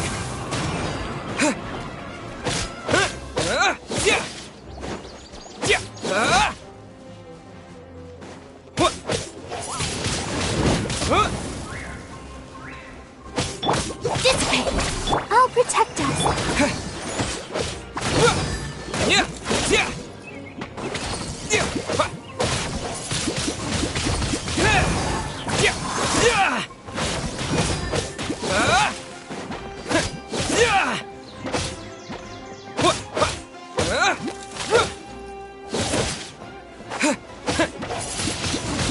Windblade! Stand with me! Overruled! This is where you fall. I doubt that the appearance of those monsters was wholly random. There must be something nearby that attracted them. A ley line anomaly, perhaps. But it seems to be more than that. Okay. I'll go slightly further out to investigate any issues with the nearby ley lines. I might be a while. You should wait for me here. What? You're going alone? You better not be trying to keep some secret from us. Your suspicions are as banal as they are unwarranted. I merely think that this house should remain the focus of our investigation, and as such, someone ought to stay here and keep an eye on it. Not to mention that if even forest rangers are capable of investigating ley lines, I will be more than able to handle it alone. enough. Guess we'll just camp out here then. Good thing there's a bonfire over there. Let's make ourselves something to eat. All this running around has made Paimon real hungry.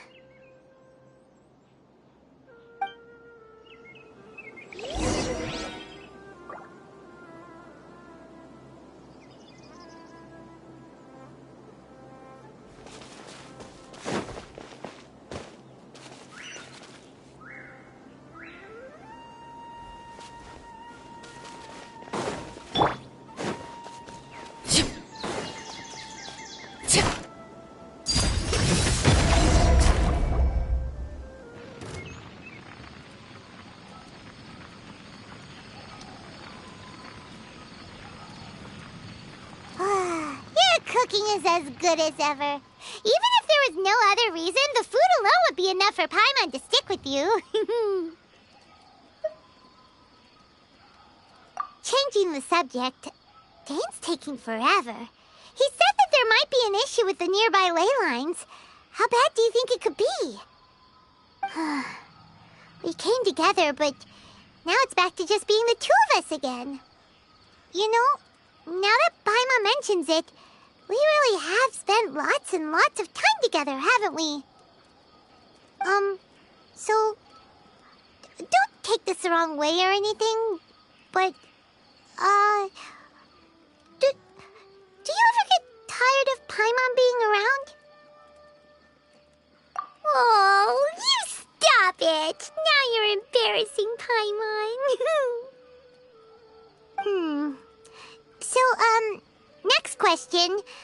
Don't know if it's okay to ask this, but Paimon's curious. What was it like traveling with your sister? The stars?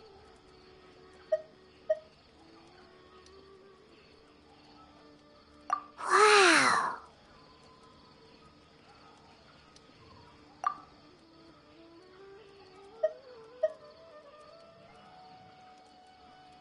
Yeah, Paimon understands. Being separated without even knowing the reason why, it's just terrible. But we'll find the truth together. Sure as Paimon's your guide.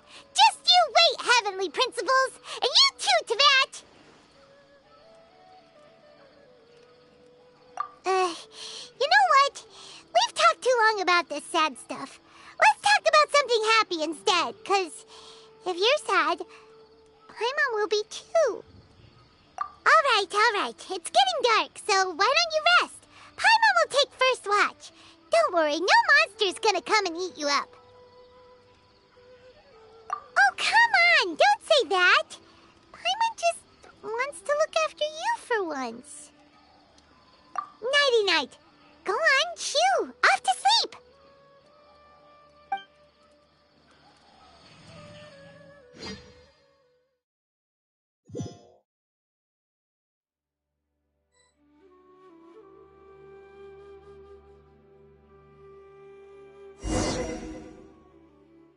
Hey, time to wake up. The sun has risen.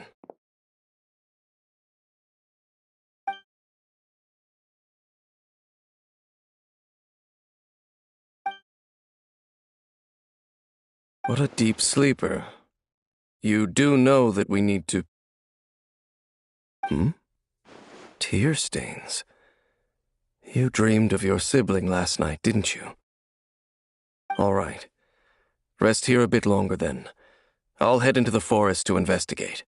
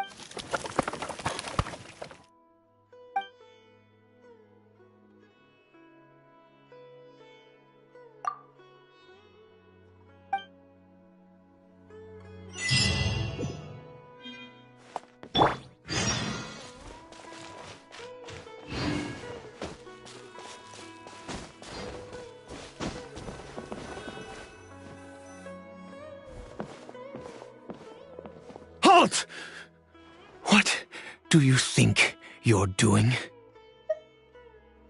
This place is not whatever you think it is, nor should you be poking your nose into my business. Begone! Your travel companion. You mean the one that was keeping watch by your side last night? Your companion departed for the forest early this morning. That much I saw with my own eyes.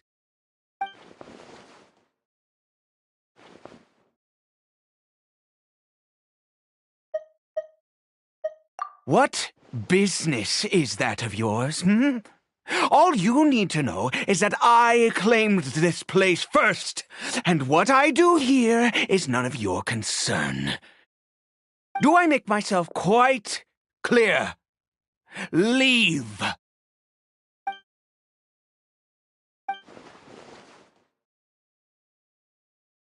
Well, what are you waiting for?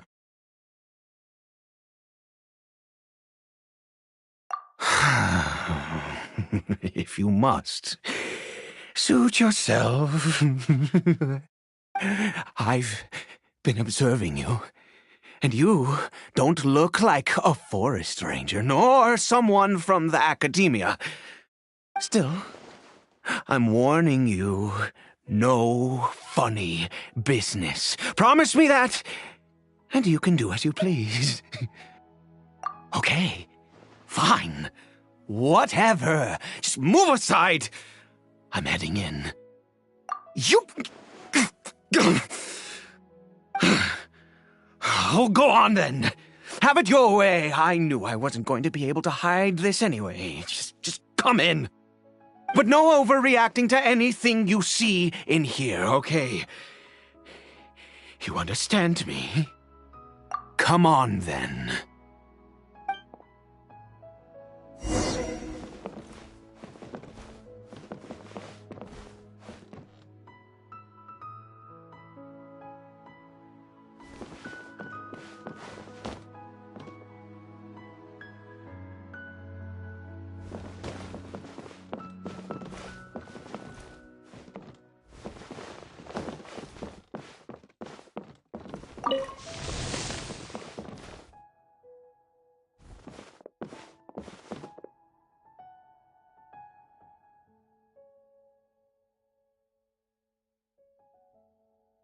Mind your own business.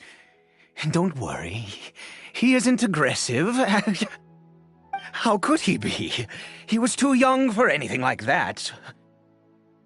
So don't you lay a finger on him. Just find yourself a corner to rest if you're tired or cold. Huh? You know Conria? Who are you, exactly? And how do you know I'm from Conria?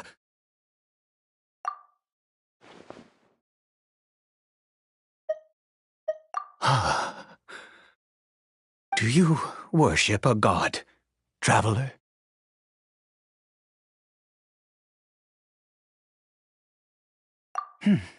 Sounds like you've had an eventful life. All right, well, my name is Ida, and you are correct. I was once Conrian. I apologize for my earlier hostility, but you must understand, as far as I'm concerned, humans who do not worship the Seven are nigh extinct. And all who place faith in the gods are my enemies. That may be. But the fact is that chances to talk to people like yourself have been few and far between since the cataclysm. This wretched curse of immortality. Who knows how long I must continue to suffer like this? The curse. It was a little gift given to the people of Conria by those vile gods. We lost our home, our loved ones, everything. The agony of the cataclysm itself was already too much to bear, but then came the curse, robbing us any chance of release. All we can do is watch helplessly as our souls erode and our bodies decay.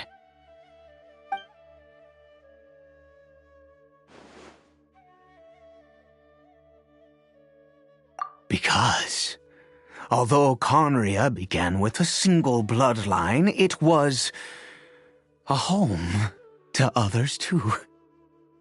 Any who forsook their gods and came to Conria were welcomed as our fellow citizens. When the cataclysm came, we pure-blood Conrians were declared the greater sinners. Upon us the gods placed the curse of immortality. But those whose ancestry belonged to the domains of other gods were punished with the curse of the wilderness as they fled, turning them into monsters.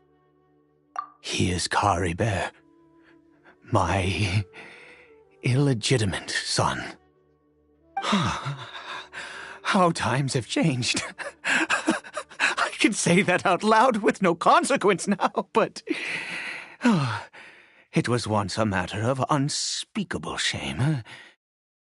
I was a noble of Conria, by blood, but I resented the life that my family had arranged for me. And then, one day, I met a beautiful woman amongst the people. Her roots were in Mondstadt, but that mattered not to me. It was love at first sight. Caribert faced great hardship from the very moment of his birth, all due to my selfish desires, and I was never able to be there by his side for any of it. After all that, he turned into a hilichurl right before my very eyes. I always owed him much, and now at least I can finally be close to him. She was. We were separated. I do not wish to dwell on it. It could be worse. I suffer the pain of loss because I once had everything I could wish for. And now that I have lost almost everything, the little that remains I see with new clarity. If nothing else, at least I still have Caribert.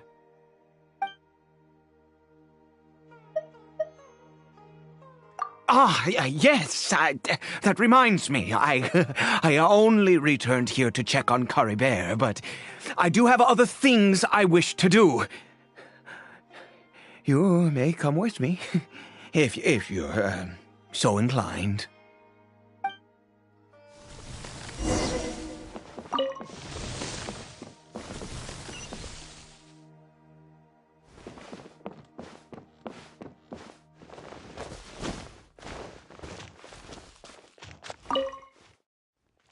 Over here. I'm sure you're wondering why I brought Caribert here to Sumeru. Well, it's because he needs a medicine that can only be made here. One which will help him to recover his clarity of mind.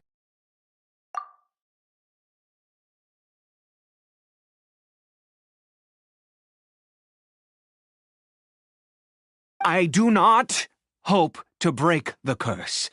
I am well aware of my powerlessness against the punishment of the gods.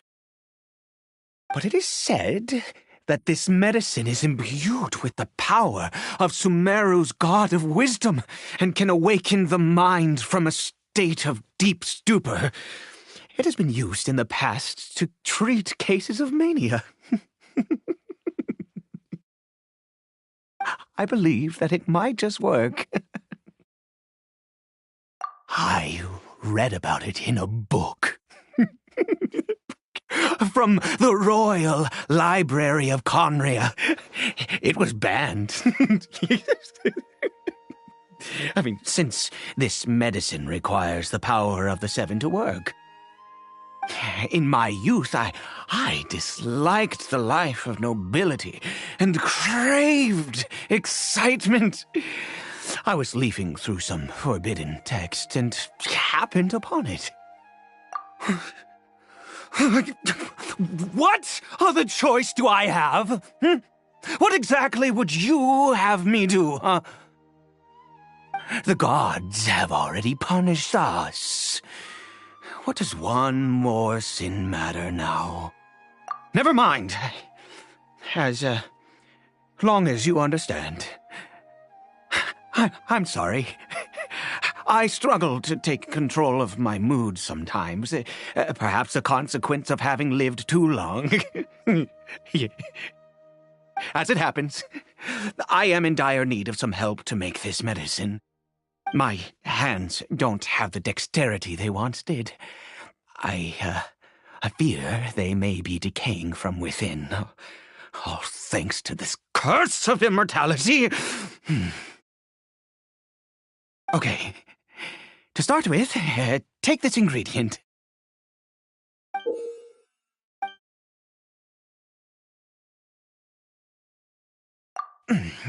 Also, do you have any, of Sumeru's regional specialties on hand?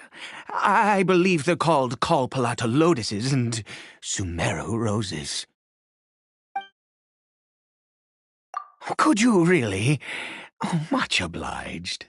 This is the method for making the medicine. You just need to follow the steps.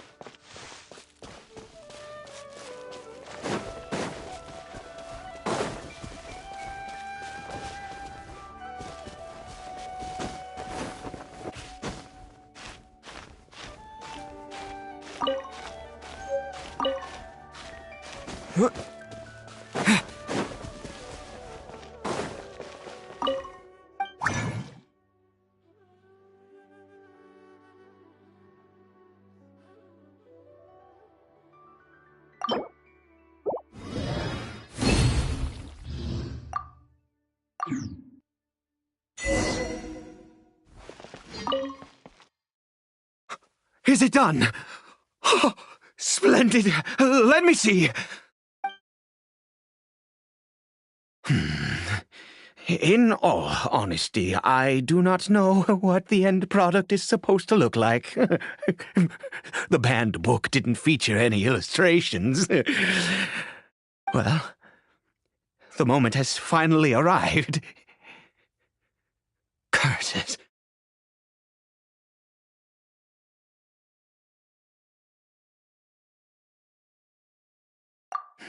No!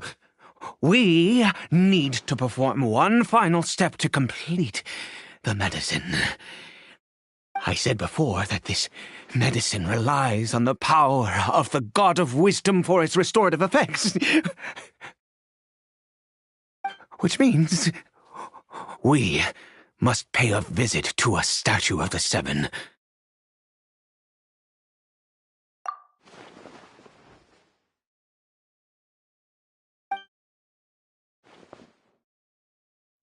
Let's go.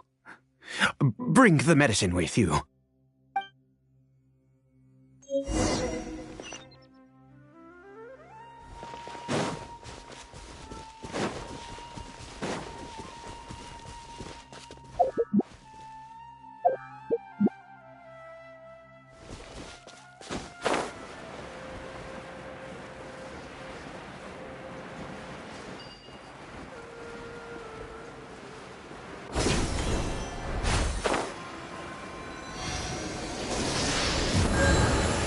Look at this statue. How can I bow before this thing? God of Wisdom! Look at me!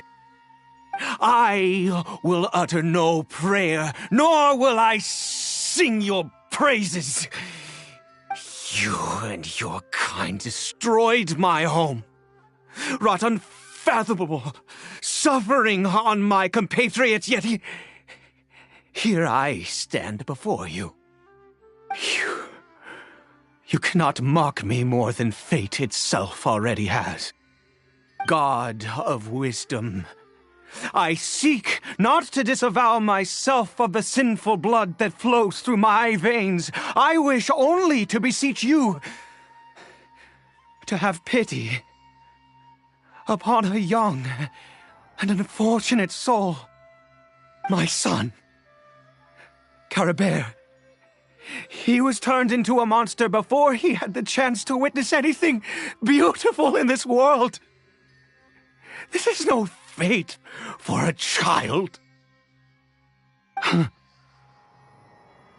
If everything the gods have done was in order to have the impious people of Conria bow their heads, then I bow to you now.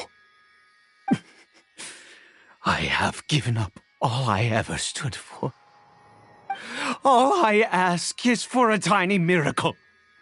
For Caribert to see this world once more. Please, God! I beg of you.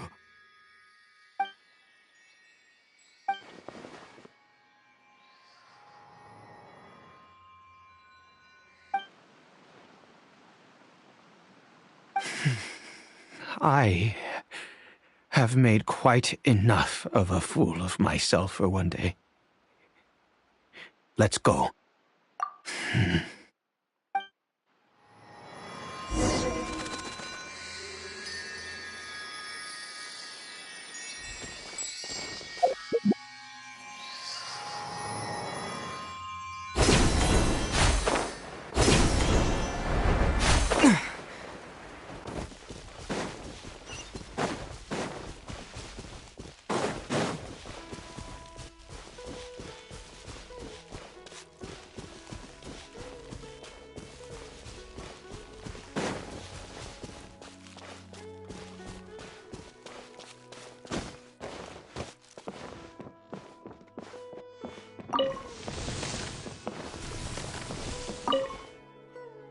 Caribert?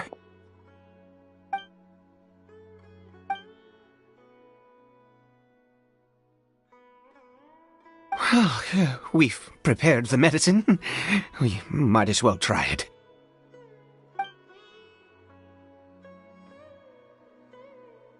Caribert, it's me, It's your father, Caribert. Caribert, please say something. I'm sorry I couldn't be at your side when you were born. And that I failed to reach you and Mama in time when you both were suffering. But I'm here now.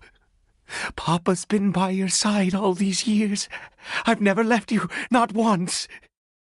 Are you still angry with me, Caribert? I know you're awake now. Do you not want to talk to me? I'm so sorry, Caribert. Forgive me. Please, say something, anything.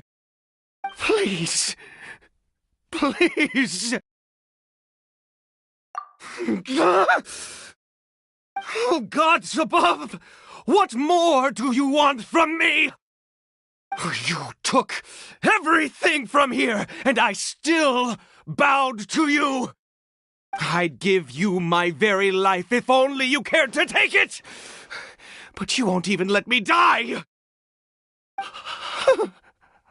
I knew it. I should never have trusted anything that had to do with the gods. I was just deluding myself. The gods of this world have never stood with humanity, not even for a moment. Other reasons. What do you mean? Huh. You really think so? Give up? No, never. And yes, you're right. I cannot let myself wallow in despair. Even if I must stay here with him for 50 years, 100, what difference does it make? I do not lack for time.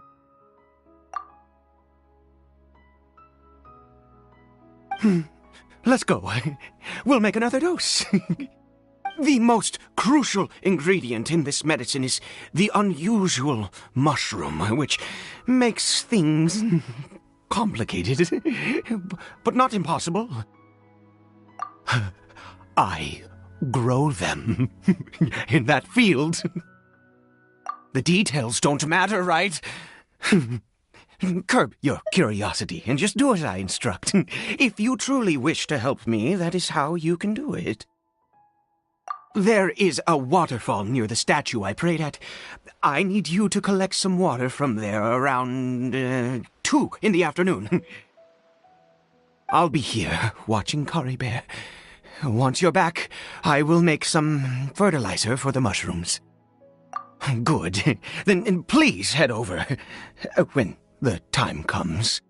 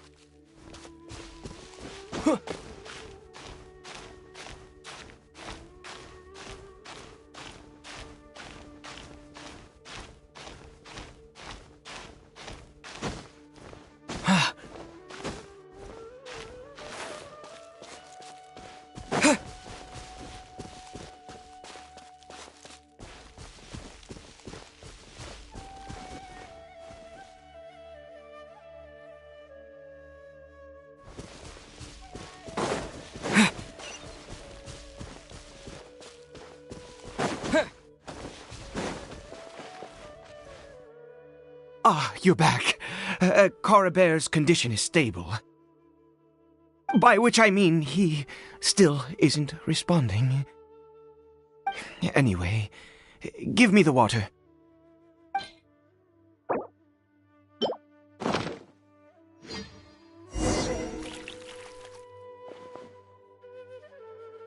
I need you to stand guard here for a while. Whatever you do, don't let any forest rangers approach the house. Understand? Ah, good. I'll be back soon. The fertilizer won't take but a moment to make.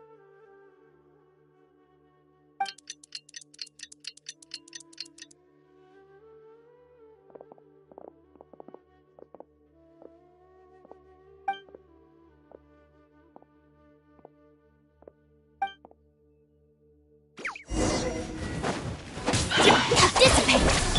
Let the show begin.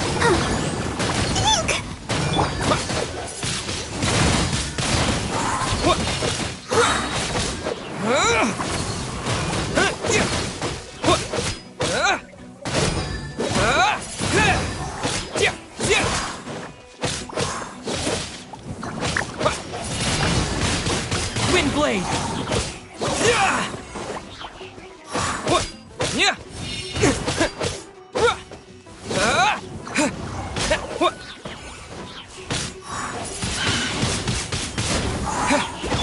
Stand with me!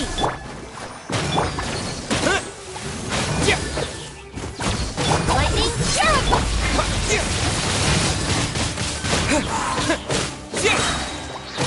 With the wind!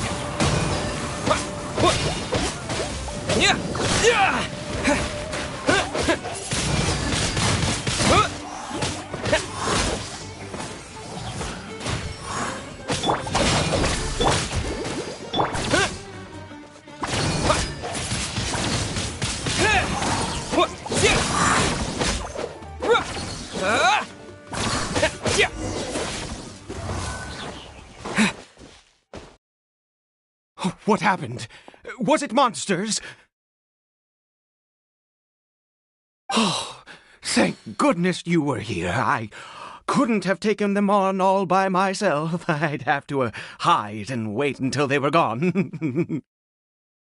Oh, yes, I've got the fertilizer. The effects can take some time to kick in, so let's get on with it.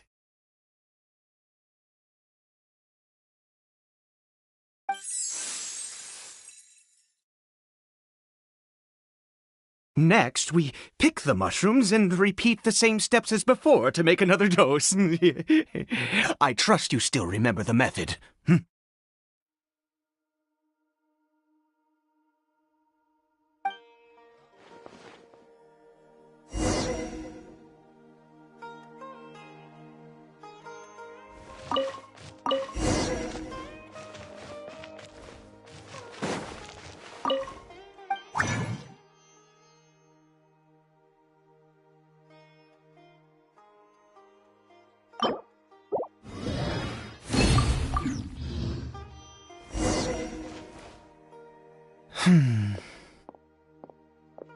Oh, sorry. I just, after resting in this field for a while, my thoughts began to wander. I have been so very wary for many years. If only I could fall asleep here in this field and never wake up again. I do indeed. That's why it was just a fleeting thought. Thank you for your help once again. Now, for the final step. Back to the Statue of the Seven.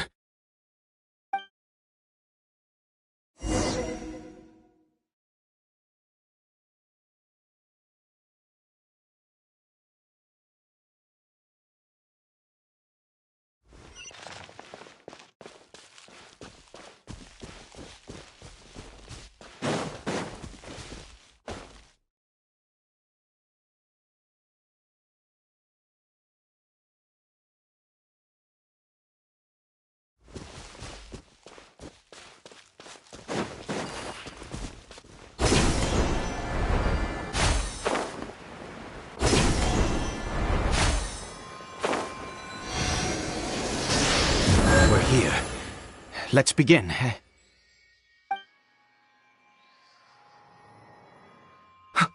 Wait a moment.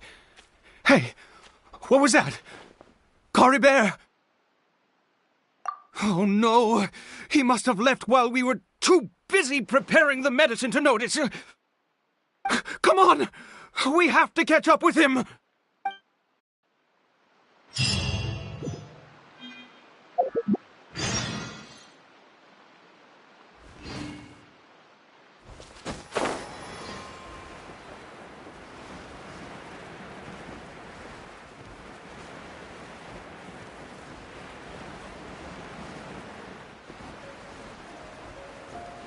Yeah.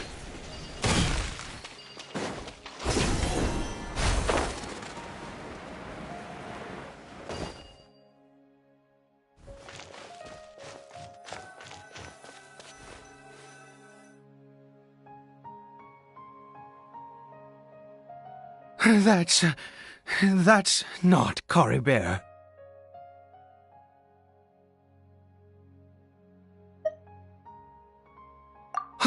Right. Cory Bear's scarf was a gift I once gave to his mother. I use it now as a marker of sorts. My eyes must be going. How could I not recognize my own son? This decrepit body of mine. Yes. It doesn't seem interested in us in the least. It seems intent on walking in that direction. Where could it be going? Yes. The more we know about Hilly Churls, the better.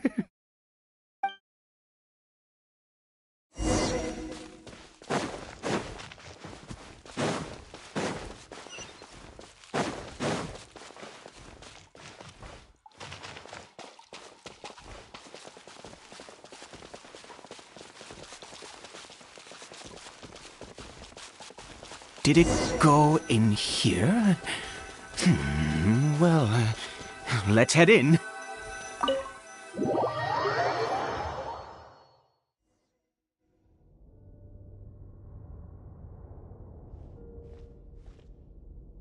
What a ghastly place. Has it always existed? I swear I've never noticed it before.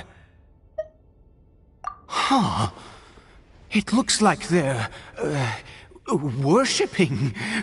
Sometimes walking, sometimes kneeling in worship, and it appears to be in earnest.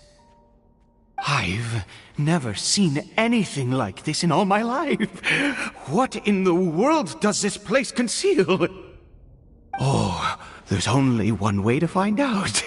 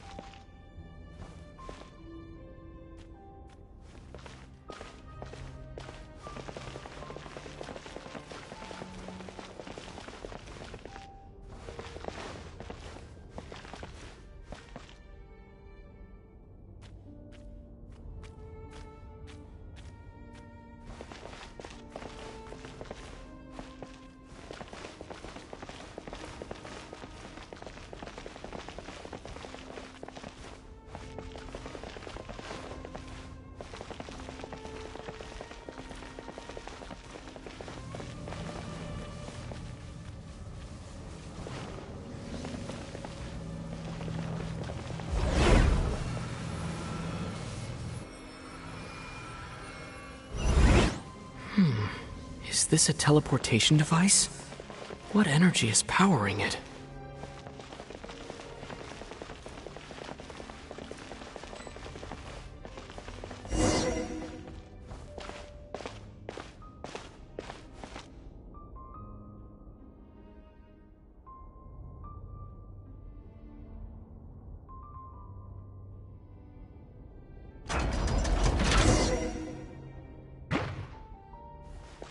Our bond is strong!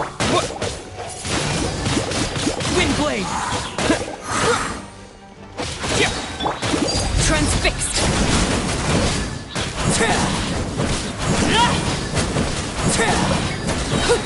Witness my rise! Overruled!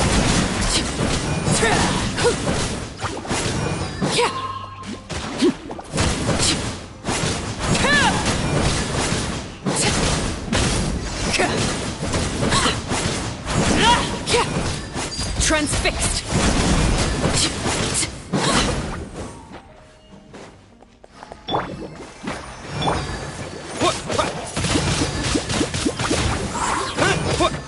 Disappear!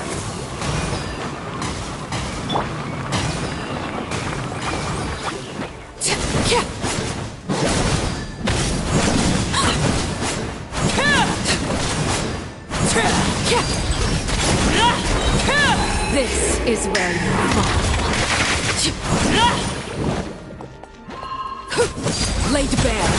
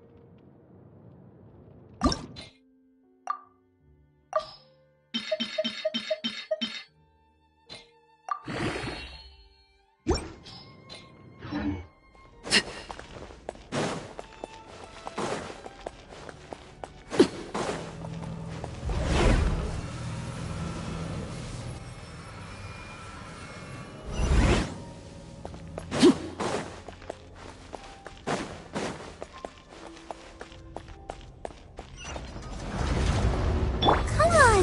We can do it!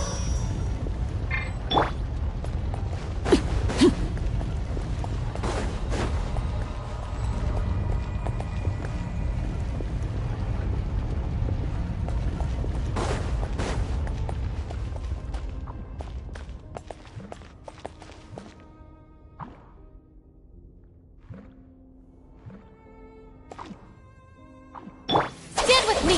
I'll protect us.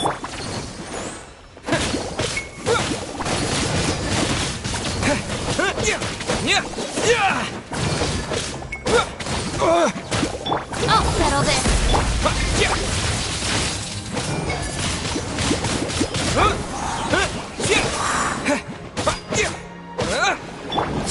Transfixed!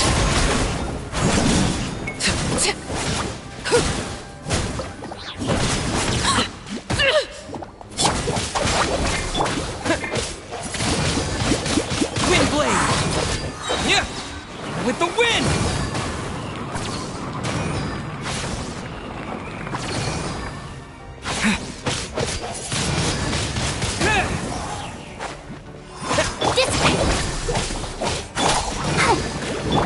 Overruled! My turn! Everlasting as the moon! Transfixed!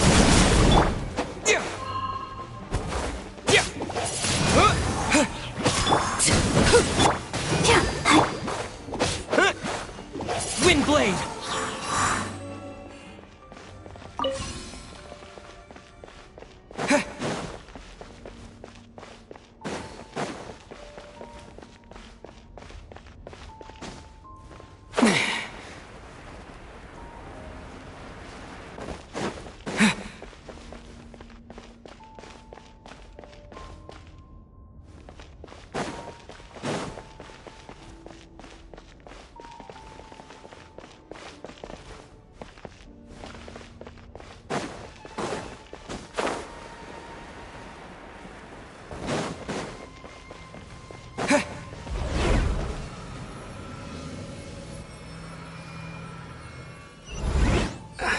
did I get on the ceiling?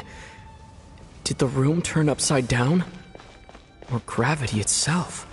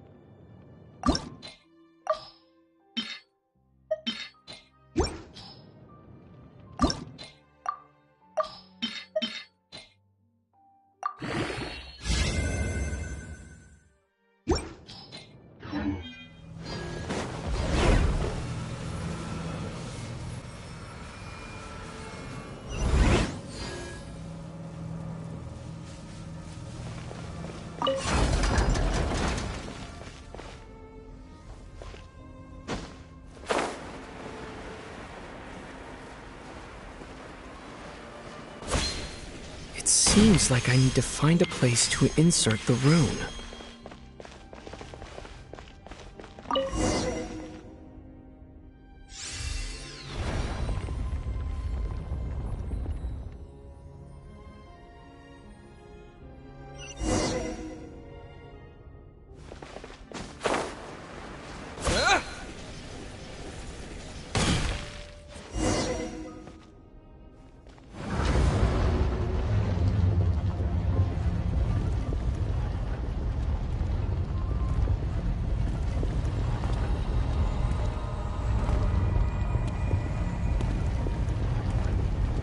Humans, fate has not granted you the right to enter this place.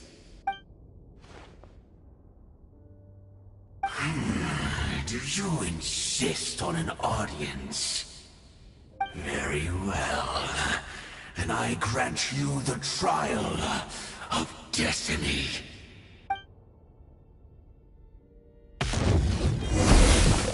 Desolation!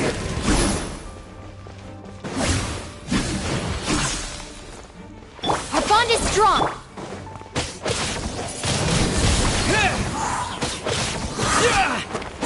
Let the show be.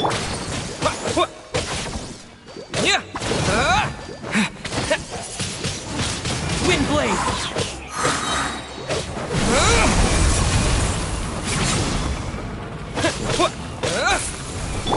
Laid bare!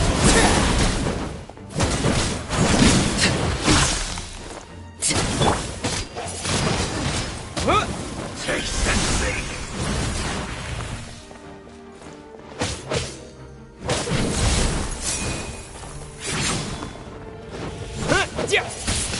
Desolation!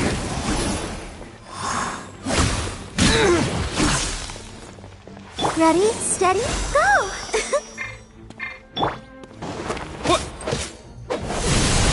Wind blade! Stand with me. Let's dance. Out of my way!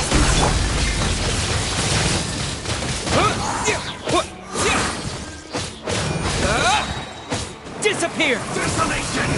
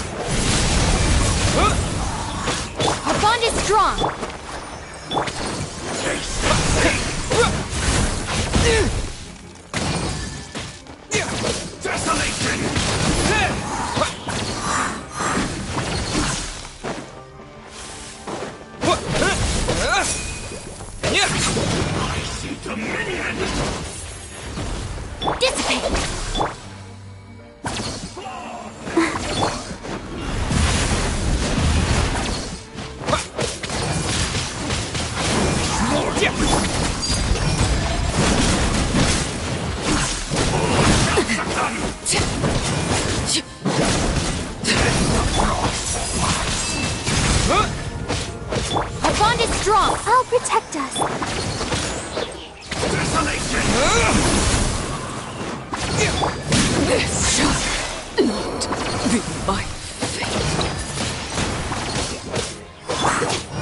I'll settle this.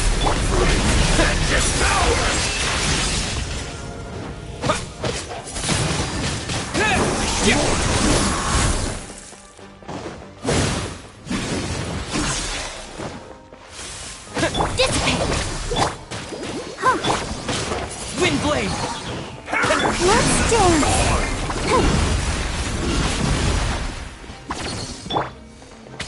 Winter is nigh. Run cold! Yeah! Stand with me.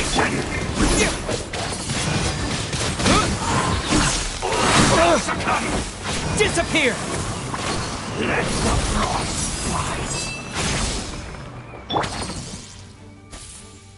Dissipate.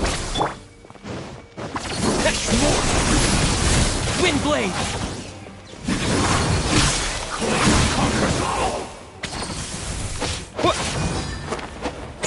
Let the show be. freeze and devour! Desolation! Wind blade!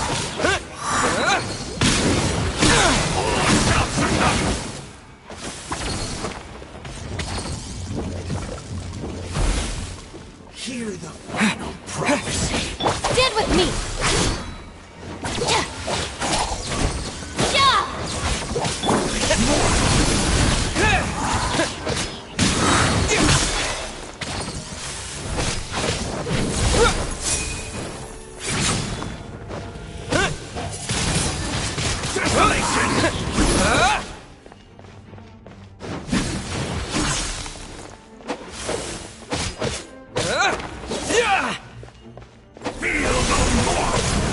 Wind blade! Let's dance.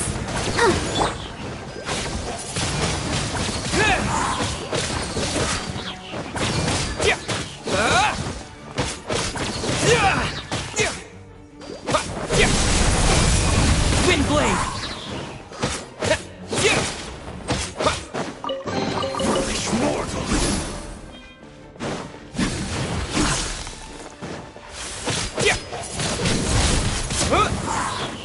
Our bond is strong. Let the show begin. La la la la la.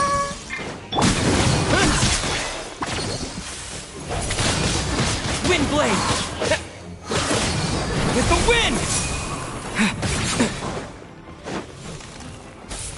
Winter is nigh.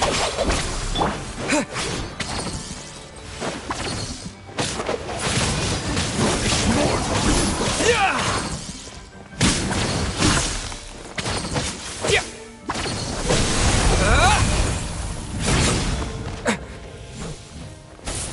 Desolation!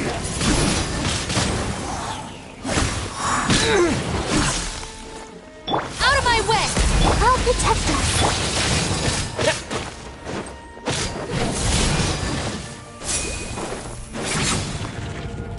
Dissipate. Foolish mortal!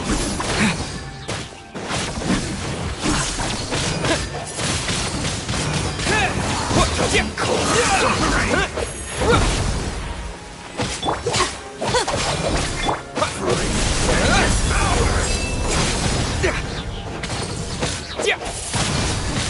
Wind blade!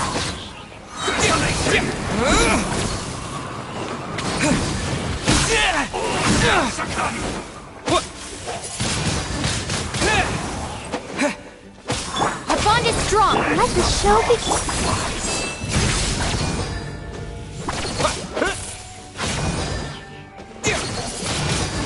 Wind blade!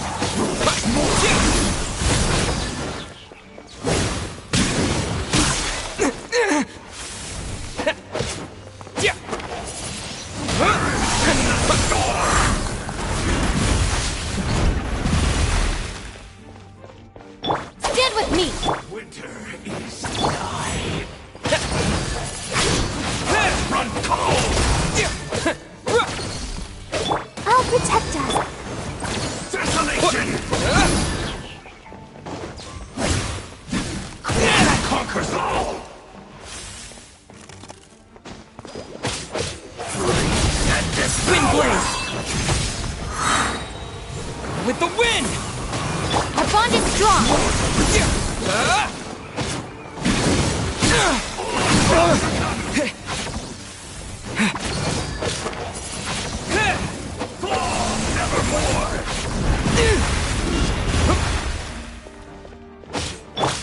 with me! Desolation!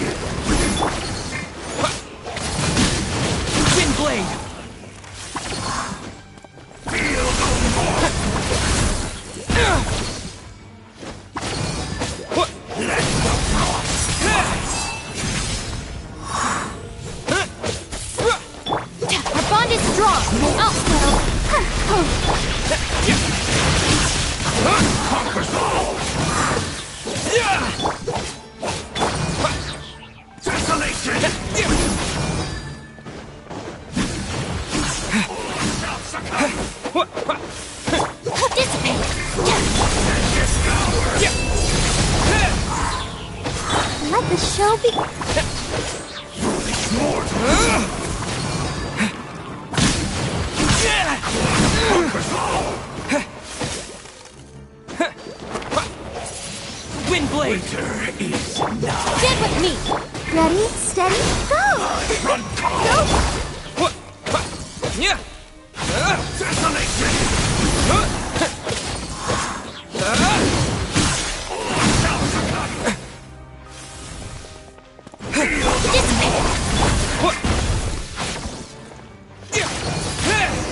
Let's dance.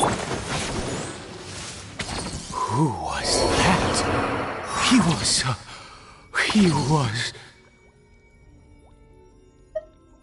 He was a perfect being. I'm in awe. He had the most wondrous aura, a perilous yet beautiful power. Oh, truly mesmerizing.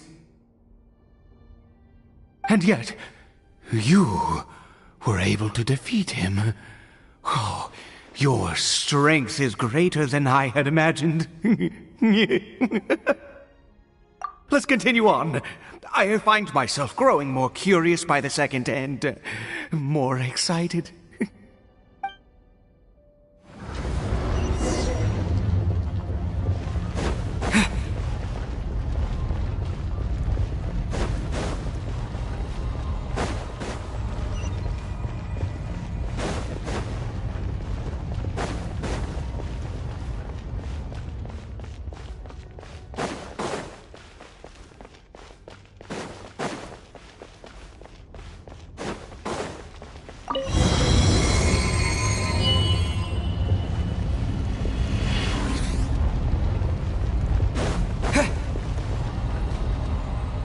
I think we've made it to the end.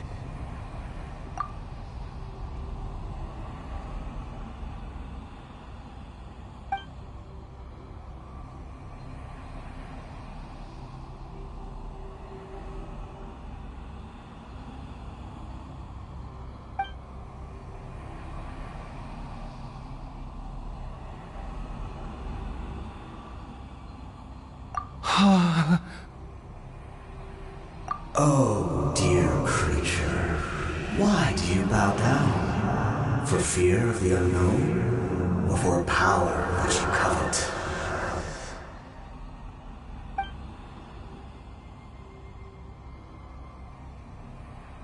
Oh, dear creature, why do you bow down? For I am no god. I am but a sinner. You are like a flower, born in sin, yet pure, spotless. I know your fate well. You need no longer hold back your resentment, nor accept the countless lies. Go forth, become a transcendent one. Rise beyond the fate bestowed upon you. And I shall shed a tear at the end of time, as I gaze back upon your life.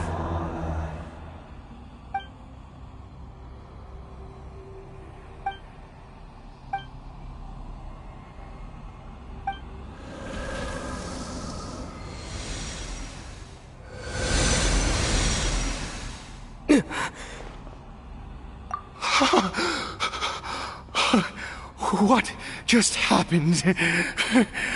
When I saw that thing, my heart was instantly at peace. I was overcome by a sense of awe or joy, perhaps.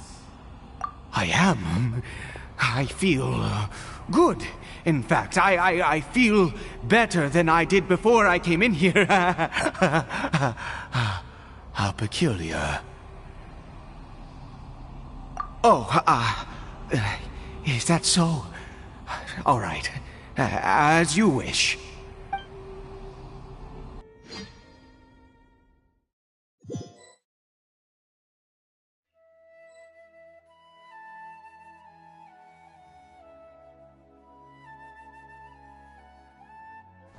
Cory Bear! Oh, thank goodness! He's still okay. I have a strange feeling that what just happened was meant to be.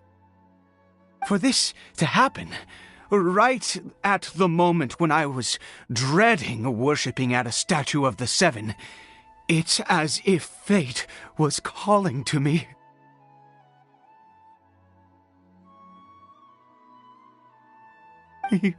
You say that I bowed before that thing, so perhaps it might be just as effective. I have to try. No matter what, you said it yourself. I have to exhaust all options.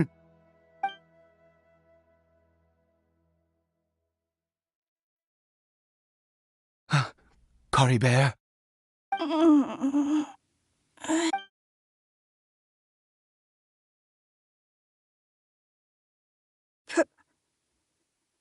Papa? Cory Bear? Oh, my goodness, it worked!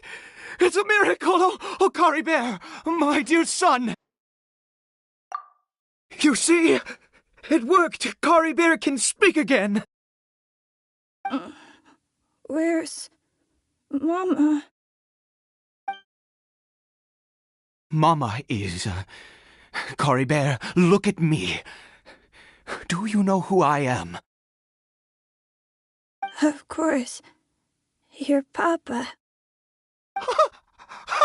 Yes! Salvation! Sweet salvation! Yes, yes! This is what this feeling is. How do you feel, Cory Bear? Are you fully awake now? Yes. It feels like I just woke up from a long, long sleep. I dreamed that I was hiding in a little room. I didn't dare go out the whole time, and I didn't want to either. Wait. My body! What happened to me? Is this me? Papa? What's happened to me? Don't panic, son. It's just... While you were sleeping, we went into a fairy tale world. There's no more Conria here. No more home. But... Do you know what that means? No more red sky. No more end of the world. In this world, you have to be a little monster, but you get to stay with Papa forever. Am I dead? No, of course not. Look, Cory Bear, you still have Mama's scarf on your arm. That means she's watching over you, protecting you. So how could you be dead? Really? Yes, really. You've only just woken up, and this must all be very confusing for you. Just rest here for now. Things will get better. Oh, and, you have to promise me something. Never take off your mask. Understand? Whatever happens, you mustn't take it off. Okay, Papa. I won't. I promise.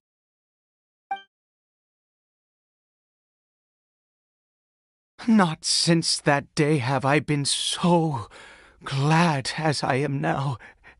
I can't believe this is really happening.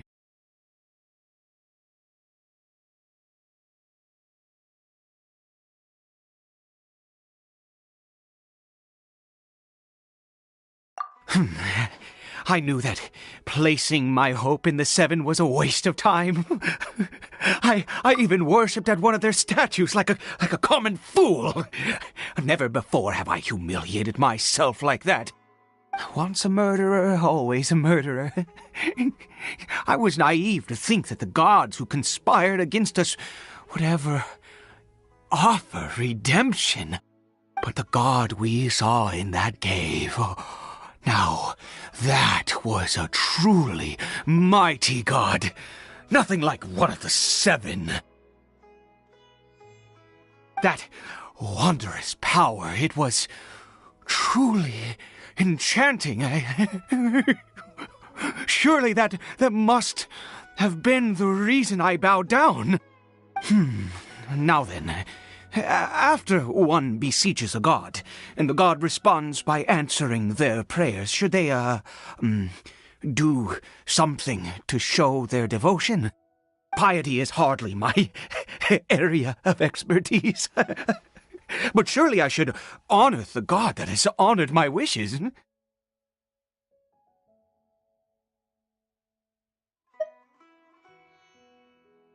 A sinner? Oh. Don't be absurd. You don't know a single thing about him. How dare you utter such blasphemy? You and I have both witnessed his divine power. When has the Seven worked a miracle like this before? Never! He is a god, mightier than they, and yet you would call him a sinner. Oh, preposterous!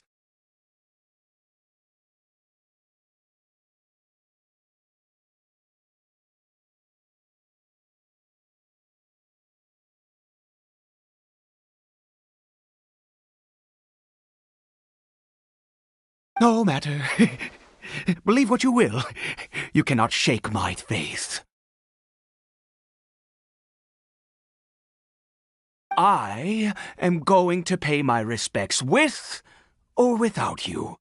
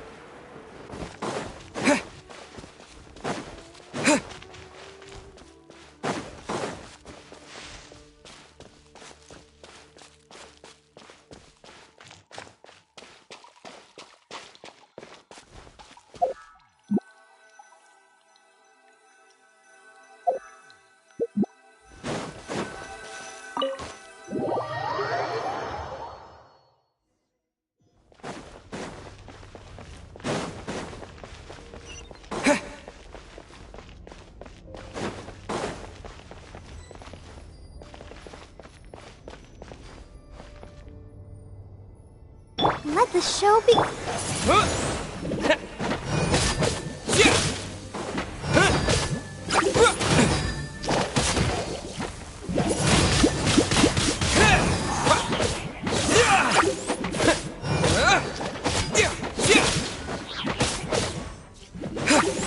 Our bond is strong.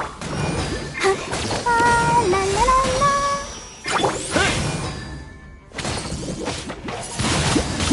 Wind blade!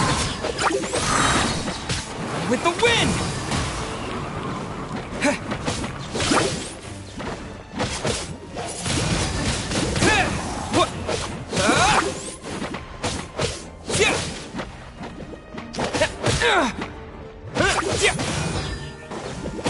Out of my way!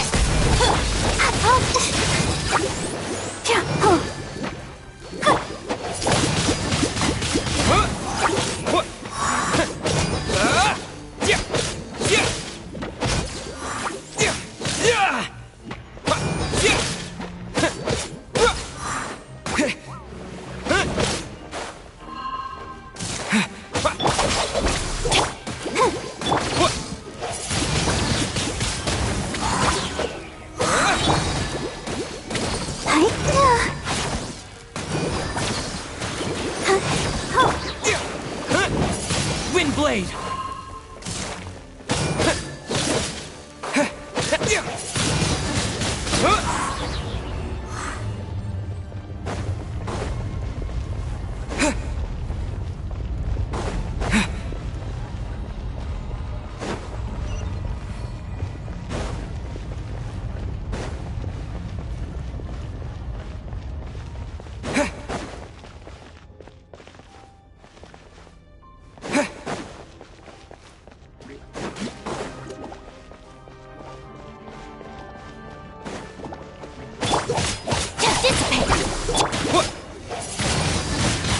Wind blade! Disappear!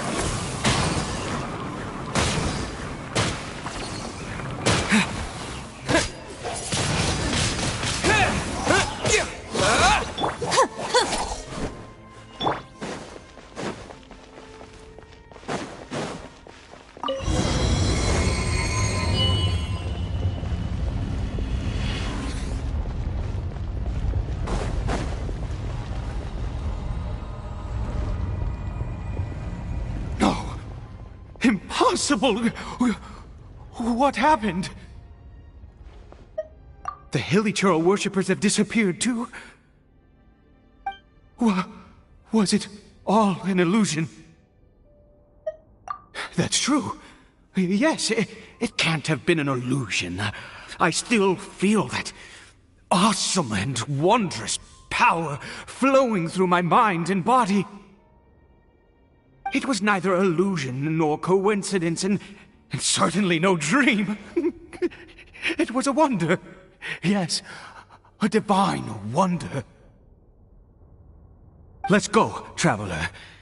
There is surely a reason for its disappearance, and I do believe that someday in the future we shall see it again.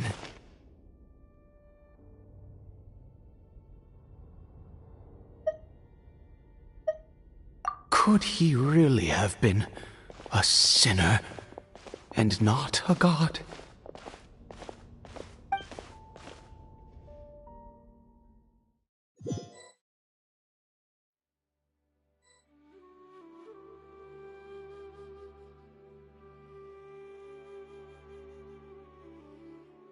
Kari Bear? Where has he gone? Oh, no, no, no. Maybe someone else came by and found him? No, it can't have been that. There's no sign of a break-in and no sign of anyone having been here. This does not bode well. What if he's spotted by a forest ranger or an adventurer in his current state? They'd... Wait a minute. This isn't how we left it. Oh, no. Did he...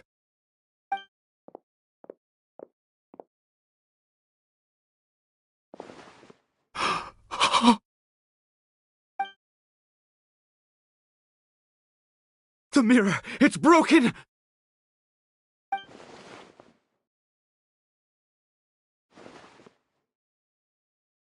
He must have taken his mask off and seen what he looks like beneath it. Ah! If he'd just done as he was told! Ah! We have to find him.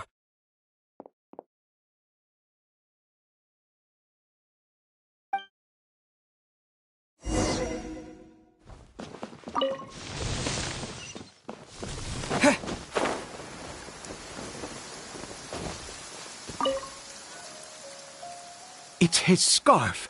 He dropped it. Looks like we're going the right way. Come on.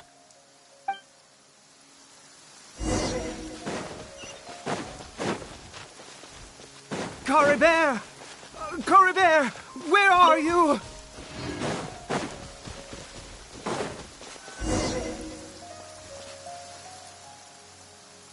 Curses! Forest Rangers. Hey!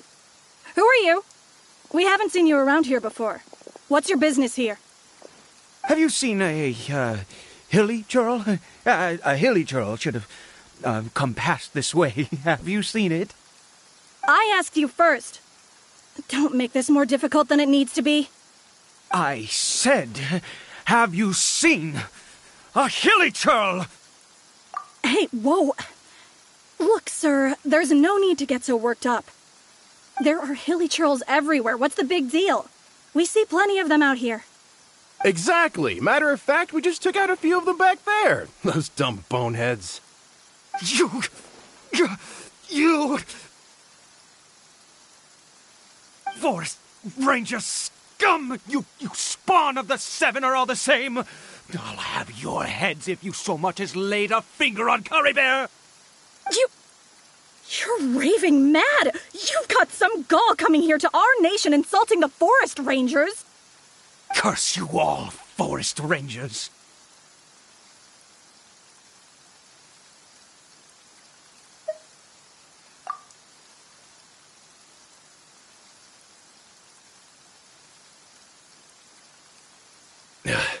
I don't get it. Why make such a huge fuss over a few hilly churls? Makes no sense.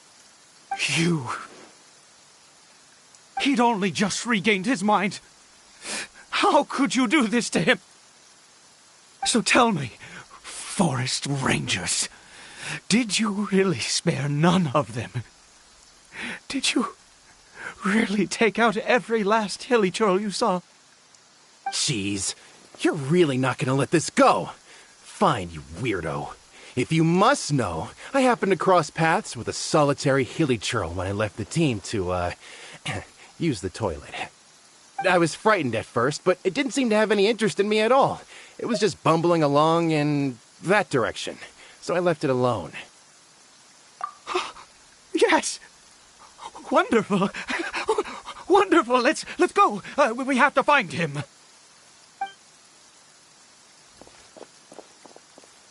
Wait, you're leaving? Not even a thanks for the info, goodbye?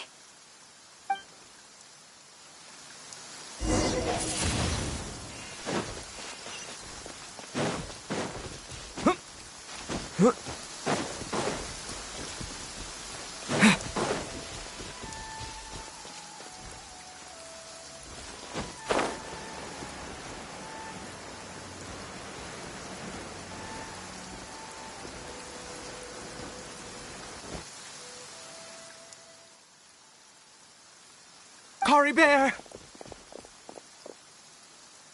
Caribert, stop! It's me! It's Papa! Whatever you saw, it was all a trick. An illusion. I told you, we're in a fairy tale world now. Nothing here is real. Please, Caribert, come back. It's time to go back. Caribert? How could this happen? He regained his mind. He must be able to hear me. Surely. Come, Caribert. We have to go home now. Papa's here to take you home, all right?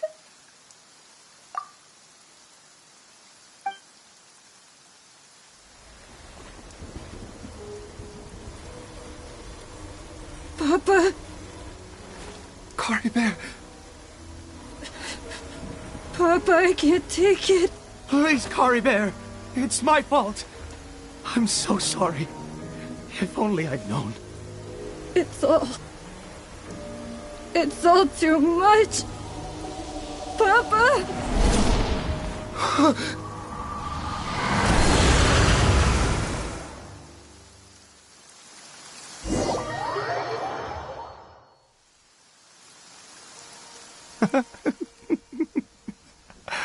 I see.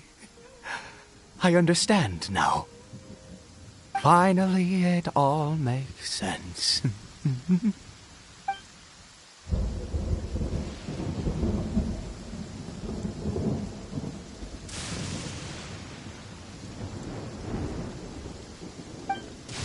Aha! Traveler, you're awake! Finally, we can rejoice together. Wait, no. Why am I still calling you Traveler? Oh, I have known your true identity for some time now.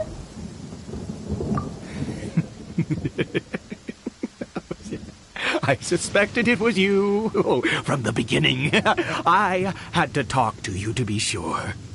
Oh, of course you haven't. With your status, you can hardly be expected to know all of us. In any case, I've been using a fake name this entire time. Ida is the name of a servant I once had. My real name is Clotar. Clotar Alberich.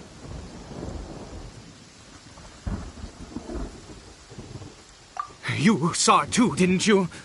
Unmistakable, the power inside Cory Bear and the power of the one you call a sinner. It was one and the same. I am positive now. It's the power of the abyss, isn't it? Oh, at long last, I have seen it with my own eyes. That is no business of yours. A sinner, yes. Salvation for a sinner can only come from a sinner. Cory Bear did not deserve his fate, but now it's wonderful. He will be able to weave his own destiny anew. Born into abject sorrow, he shall now become the loom of fate.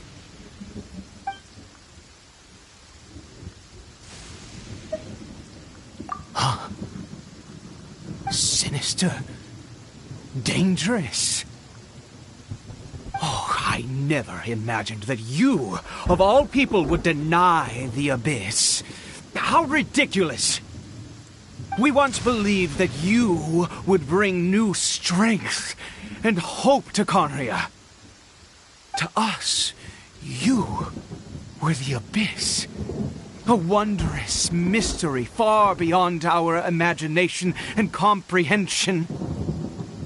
And the one who controls the abyss can control everything. We yearned for that future. We looked to you to take us there. But what did you bring us instead? Oh, Princess of Conria.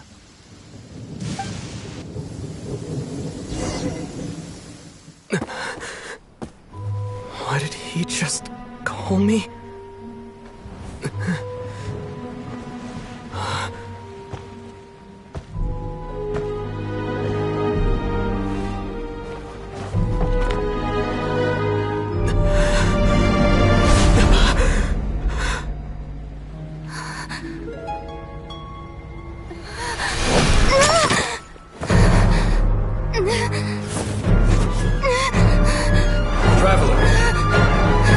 Traveler!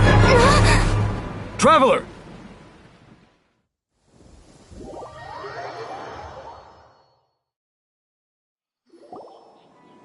You're awake! Oh, thank goodness you're awake! Paimon was worried sick! Traveler? Traveler? What happened while you were unconscious? I checked the ley lines nearby. It appears that the Abyss tampered with them, and they've been in turmoil ever since. Information and memories flow within the ley lines. What did you witness? You mean Clothar Alberich? After founding the Abyss Order, his faith in the Abyss led him to do a great many things. But the curse of immortality continued to torment his body and mind. And in the end, neither his faith nor the Abyss he worshipped could save him. After 100 years, he lost his mind completely and was never seen again. Yet his dark legacy lived on. The defiled statue that we encountered previously was just one perverse product of his use of abyssal power during his life. You could say that. She wouldn't be the Abyss Order's princess otherwise. Are you alright?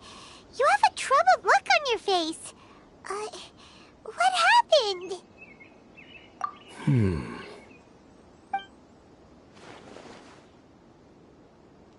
So you saw her memories from centuries ago, through your own eyes. It all but defies belief. Still, as I'd suspected, the notion of the Loom of Fate did indeed rear its head during that time. And it seems closely connected to Clothar Alberich's son, Caribert, and what happened to him. And yet your sister never breathed a word of this incident to me. I wonder, was that the moment that she decided to go down this path? Indeed. Clearly, this series of events sparked a long period of deep contemplation. This was where it all began. What is it? The field? What does that have to do with anything? You mean here? Well, let's start digging and see. You scared the Duke out of Paimon! Did you rebury them yet? A male and female skeleton, buried together. Interestingly, the male skeleton appears to have been interred much later, and it's holding a silk scarf in its hand. But what does this mean? And how did you know that there were bodies buried here? What? That's impossible. Unless Clothar Alberich finally found a way to rid himself of the curse. This all raises far too many questions. I need time to think, and to search my memories for some missing pieces. We should part ways here. Huh? You're just gonna leave? Why? You could come with us, you know. It's better that we split up for now. I think that he might have seen you. Who's he? Yes. I have my suspicions as to his identity, but I need to confirm some other details before I can be sure. If the time is right, I will tell you when we next meet. But what do you mean that he saw the Traveler? How is that possible? I fear that while these things would limit anyone else, they are no obstacle to him. What? Why? What is he?